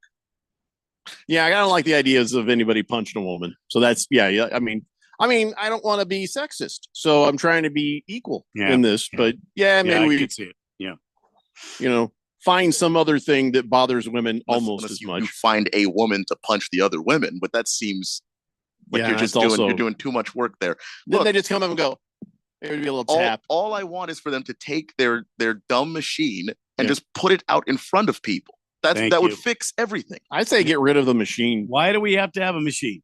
Yeah, worst team gets dumb because the worst team because tanking is the biggest. Okay, the biggest. I solved the problem. I don't know what people are talking about. The NBA has the biggest tanking problem in sports. I get it. I understand. Yeah. Worst team. I mean, my system would work, and you know it. People would play extra hard. Somebody every year is getting punched. It's not about in the nuts, and it's televised, bigger than the NFL ratings. Listen, if you knew, if you're driving home from work on some Tuesday and they said, "Hey, tonight's the night," the entire everybody gets punched in the nuts for the San Antonio Spurs. You're like, "Oh, I'm gonna drive a little faster. I gotta watch this." All right, guaranteed. I personally everybody would not line up on this wall. That'd be the best thing you ever saw. Ow, my balls! Just like on Idiocracy. I personally would not. But I think that there would be. I'm not a liar because the way I was raised was that's not funny. Oh no, it's funny. No, it's always funny when somebody gets funny because you screw around one of these times, and I'm not saying that this is autobiographical. Maybe it is. Maybe it isn't. But maybe one time you think it's funny, and you get your uncle. And then your uncle tells your dad, and your dad whoops you in front of your whole family and all of your cousins and everything. Yeah. Then you grow up thinking maybe that's not funny. To me, the way I made certain mistakes in life, this is not funny. That's not funny. Well, for the rest of it's hilarious. It's still hilarious. Funny. Getting punched in the balls is not funny. And I'll tell you what, though, it'll be widely viewed, probably bigger ratings in the Super Bowl. And I agree that people it's going to happen. Play their hearts out for that not to happen. Well, I guess, but I don't know. But it's not about playing harder. Yeah, I think you need the players to get like there's somebody is going to have the worst GM in basketball, and they're going to try. This poor guy is going to see his team with 5 wins going up to the trade deadline, and he's going to be wheeling and dealing, and it's not going to make a lick of difference because that's not how you get better in the NBA. And then he's going to get hit in the junk anyway. No, listen, my hit in the junk helps another way. Because a lot of people don't want to get hit in the junk and they'll quit before they have to get hit in the junk. And then who's going to take your job? You get rid of bad GMs. Okay, maybe. But then you have a GM who quits and because he doesn't want to get hit in the junk. He's trying his best. Right. Maybe he showed up at a team that was already bad when he got there and he's starting a rebuild, and they're better than they were last year, but they're still the worst team in the league. And now this guy has to quit now because he doesn't want to get hit pay people more. I think that what nothing about this system works on any level to me. Search your feelings. Search your feelings. Like, sure, you'll remove the people who are trying to lose on purpose, but somebody is going to lose. And so you're going to have perfectly qualified people quitting and no one to take your job because I don't want your job before the draft lottery. This is one of my best ideas I've ever had. I think you're right, Jeff. You are leading to a world where GMs don't stick around and teams are just bad and no one sticks around for the punishment either. Instead of players, I think the GMs get the suck in the balls. That's what I think. The amount of turnover after every trade deadline would be unbelievable. It's not their fault, not the coaches. It's not their fault. I think it's the GMs. Well, I think it's the entire staff. I'm even talking the ticket taking lady. Everybody. Really? Okay. Everybody. All right. Baker's Cocky Hen says also makes it so the bad GM can't procreate and create more idiots. No, that's not bad. Well, being a bad GM doesn't mean that you're an idiot. Being a GM is a really hard thing to do. And maybe you take over a team that's bad because that's usually how that works. You fire the guy that screwed the team up. Then the new guy, the new guy may not even be incompetent. He may be a perfectly good GM that just needs more time than the 1 year he had. Oh, he gets socked in the balls. Yeah, right there. Pow. Right in the cha-cha-bing. Then I don't understand this. That's the only part of this system that makes no sense. In the cha-cha bongos. None. Yeah, my system is amazing. Your system can't tell the difference between who is tanking and who Yeah. And So who I guess isn't? you- It well, can't. guess what? Then I guess you better be the loudest voice in the room. Yeah, that's all I'm saying. Doing what? I If you don't know, take getting over a bad team, like you if you take over a bad team, there's This is your nothing you problem. can do. Yeah. It's Your not problem my if you're on problem. that staff. I mean, Boogie says being punched in the nuts is not funny. Watching somebody get punched in the nuts is hilarious. Yeah, he I gets it. I can't say that I find that hilarious at all. No. Beer Bob says instead of punching people in the gonads, how about if you end up in last place, your best player automatically becomes a free agent? Well, that makes no sense. Yeah, because then you're going to be worse the next year. What? You'll never get better. CK says it's fixed. It's all fixed. Last Optimist says Alabama has announced Coach Klein to succeed Saban. He last coached SCLSU to win a Bourbon Bowl. What? I don't You think believe he's that. just making that up? It's been 24 hours. There's no way they have a new head coach yet. No. No, let me just look. Let's just see if he's telling the truth. Not a chance. Yeah, my internet's gone slow on me, so I can't see it.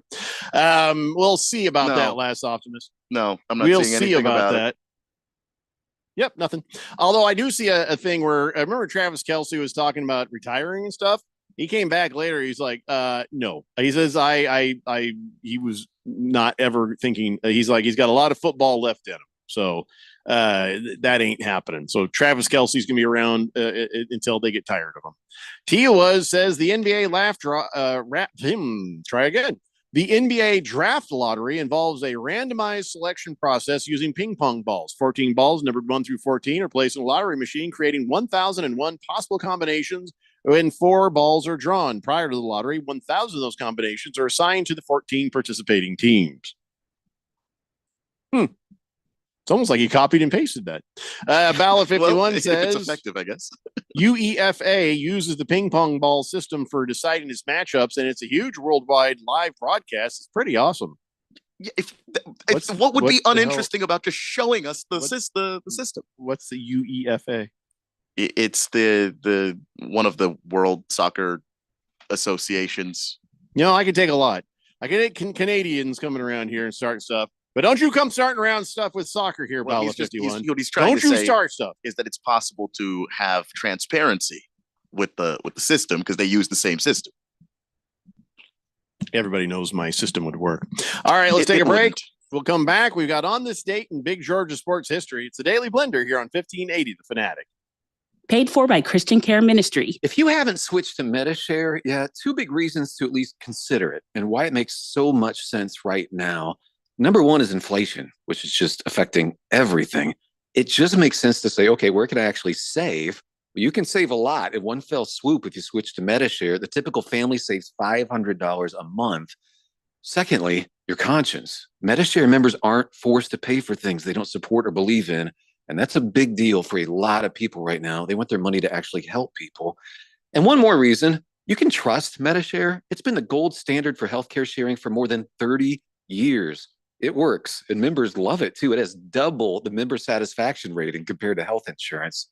So now's a great time to consider making the switch, and they are very easy to talk to. MediShare has great customer service. You can call now and get a price within 2 minutes. Here's the number. It's 855-51-BIBLE. That's 855-51-BIBLE, 855-51-BIBLE. Progressive presents an ad from Mom. Hello, is it on? Oh, okay. Bundle your home and auto insurance with Progressive and get protection round the clock. Round the clock? Does this generation even understand what round the clock means?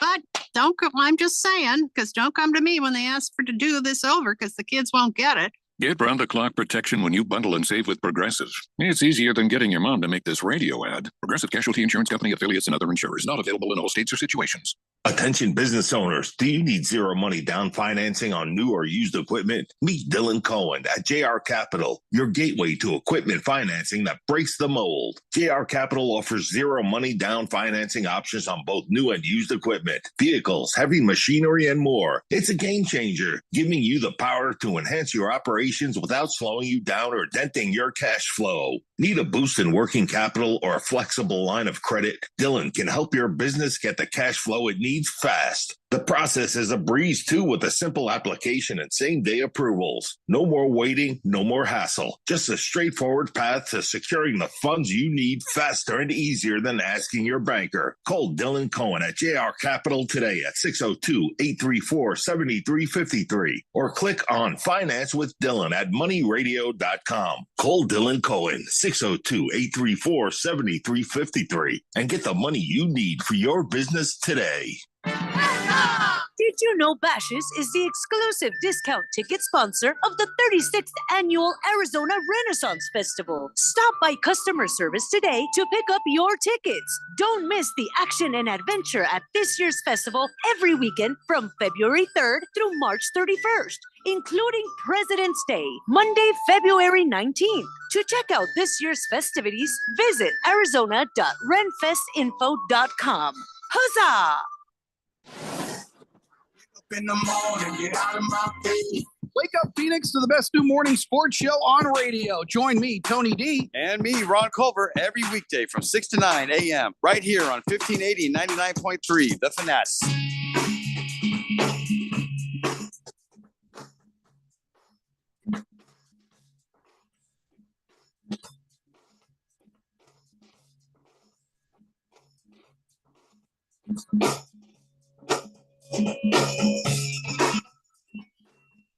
Today Blender here on 1580, The Fanatic.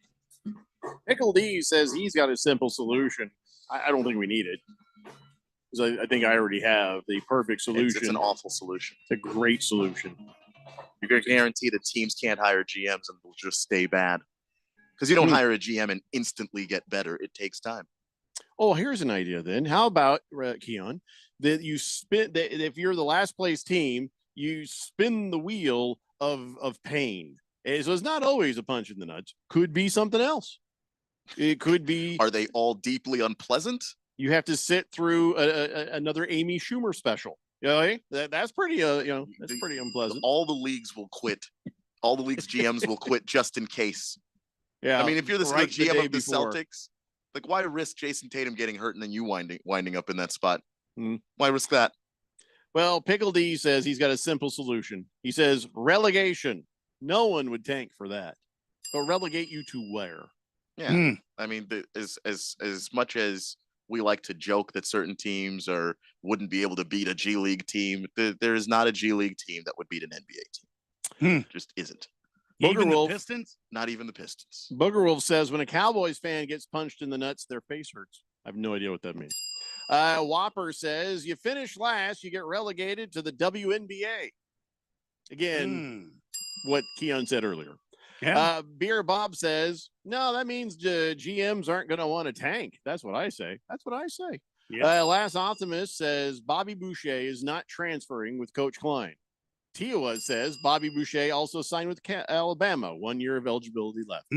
Bobby Boucher, water boy. That was a long time ago. Bobby Boucher doesn't have any years of eligibility left. I would be stunned. Why are these Bobby Boucher lines coming up? I don't know. Waterboy.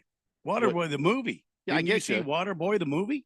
Was there a Klein in that? I mean, Bobby Boucher. Who said anything about Bobby Boucher? But the coach is Coach Klein. I don't remember. Yeah, I don't know where you guys are getting this connection. Long time ago. The Fonz was Klein and Bobby Boucher. So that really was the character's name, Coach Klein. I don't think so. Yeah. That's interesting. Okay. Boogie says being punched in the nuts is how they greet each other in Tucson. Yeah, I think I saw that on a cartoon once. Yep. All right. So what are we doing here? I'm a little upset. This is also another thing about the NCAA that is rigged. What? Okay. So I guess over in Newport Beach, California, a promoter has said, "Hey, we have an idea for a bowl game," and it's been rejected. And they wanted to do a bowl game where they take the two worst teams, and they get to play in the irrelevant bowl. No. Two worst teams. They have no chance to get a waiver. Yeah, there's no way. No. Yeah, I mean, first off, we're talking about amateur athletes, at least at the moment. So second off, we're talking about Newport Beach. They don't even have a stadium. Okay, that's another good point. That's another good point. But I just think that'd be incredibly mean that you have a collection of guys, and between the coaching and the players, they weren't able to get it done. Let them have that time off in peace instead of trying to put people on TV to essentially embarrass them, because that's the only reason you'd have that game on. And then, on top of that, when you start talking about what bowl games are for, it's just, to give guys a chance to celebrate the season that they've had. You've got to win at least 5. So here we are saying this is the amount of games you need to win to even be bowl eligible, except for these 2 teams. Is it not 6? Well, you know what? It is 6. It is 6, but we let some 5-win teams in because they didn't have enough. To be eligible for this bowl, you have to be winless or close to it. And cities would put in bids towards the beginning of the year to host the Irrelevant Bowl, and then the city selected as the host site, gets to keep all the money. Ticket sales, concessions, parking fees. So and the other problem is, what kid would actually go to this game? Better to be embarrassed by it. You know, like 8 guys on one team. We have teams playing in bowl games that don't matter, and the teams are good and they don't play in the bowl games. So you mean to tell me here's a game where it's a good chance people are just going to do nothing but make fun of me, and I have to go to this bowl game? No, it's probably not happening. Baker's Cocky Hen says, well, you just make them play on the beach. I'm pretty sure spending time in Newport Beach wouldn't be a bad thing for these guys, unless they let the more than their eyes wander Franco, if you know what I mean. There you go. Sun Devil Raul says Sarah Silverman is the funniest and hottest female comedian. Amy Schumer, she was funny. But listen, I don't know any funny or many funny females. Did Amy Schumer tell funny jokes that were hers? At one point, the jokes were funny that she told that were hers. Okay. What are they saying? Are you saying she's a joke thief? She has been accused of it a few times. Oh, I didn't know that. Yeah. I know there's a lot of guys who are joke thieves. I didn't know she was. She's been accused of it on a few occasions now. Oh, yeah. No, that's disappointing. Yeah. I mean, to be that unfunny and then also steal some jokes. It makes it worse. It makes it a lot worse. Quiet Cannon says NFL has an irrelevant bowl. It's called the Pro Bowl. Not anymore. They haven't played that game in a year or two, and now it's just competitions and silliness. So. F the process says loser loses the team program. What? Huh? Loser loses their team's program? I don't understand. Pickle D says Liza Schlesinger is a hottie and quite funny. Really not where I was trying to go with this, guys. Schlesinger. I don't know. Thundar the Standard Barbarian says, hey, Keon, I don't care about the NBA or the NBA draft, so I won't pick on you about the way the NBA draft is conducted. You're still okay in my book. Well, you don't have to pick on me because I don't like the way it's conducted either. I like the way he sells you. He doesn't have to pick on you when he could have just not said anything. Yeah. Bala 51 says Eddie Patterson is freaking hilarious. I don't know who Eddie Patterson is. I have no idea. No idea. Booger Roll says the only picks Keon is good at are the ones his nose leave our GM alone. Oh.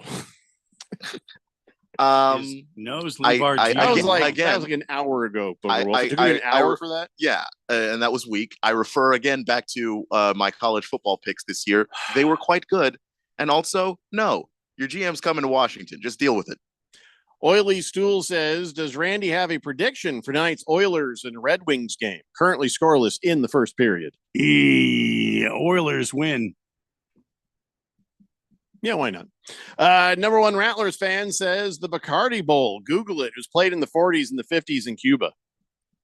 Was that what was the irrelevant bowl? Manitoban Bacardi? Moose says, I think the Canadian version of Amy Schumer would be Samantha Bee. Man, is she annoying. Who? Samantha Bee used to be on The Daily Show and had a TV show. I don't know. Never watched it, so I can't say. The Jet says, I always ask Cone questions about sports, but today I looked at the rankings on the Fan Pick'em, and I am ahead of him. I'm sorry, whose name is that right there? I don't know who that is. Cone? Con. I think it means Keon. I think voice text hurt Keon. There it is. Keon. Oh.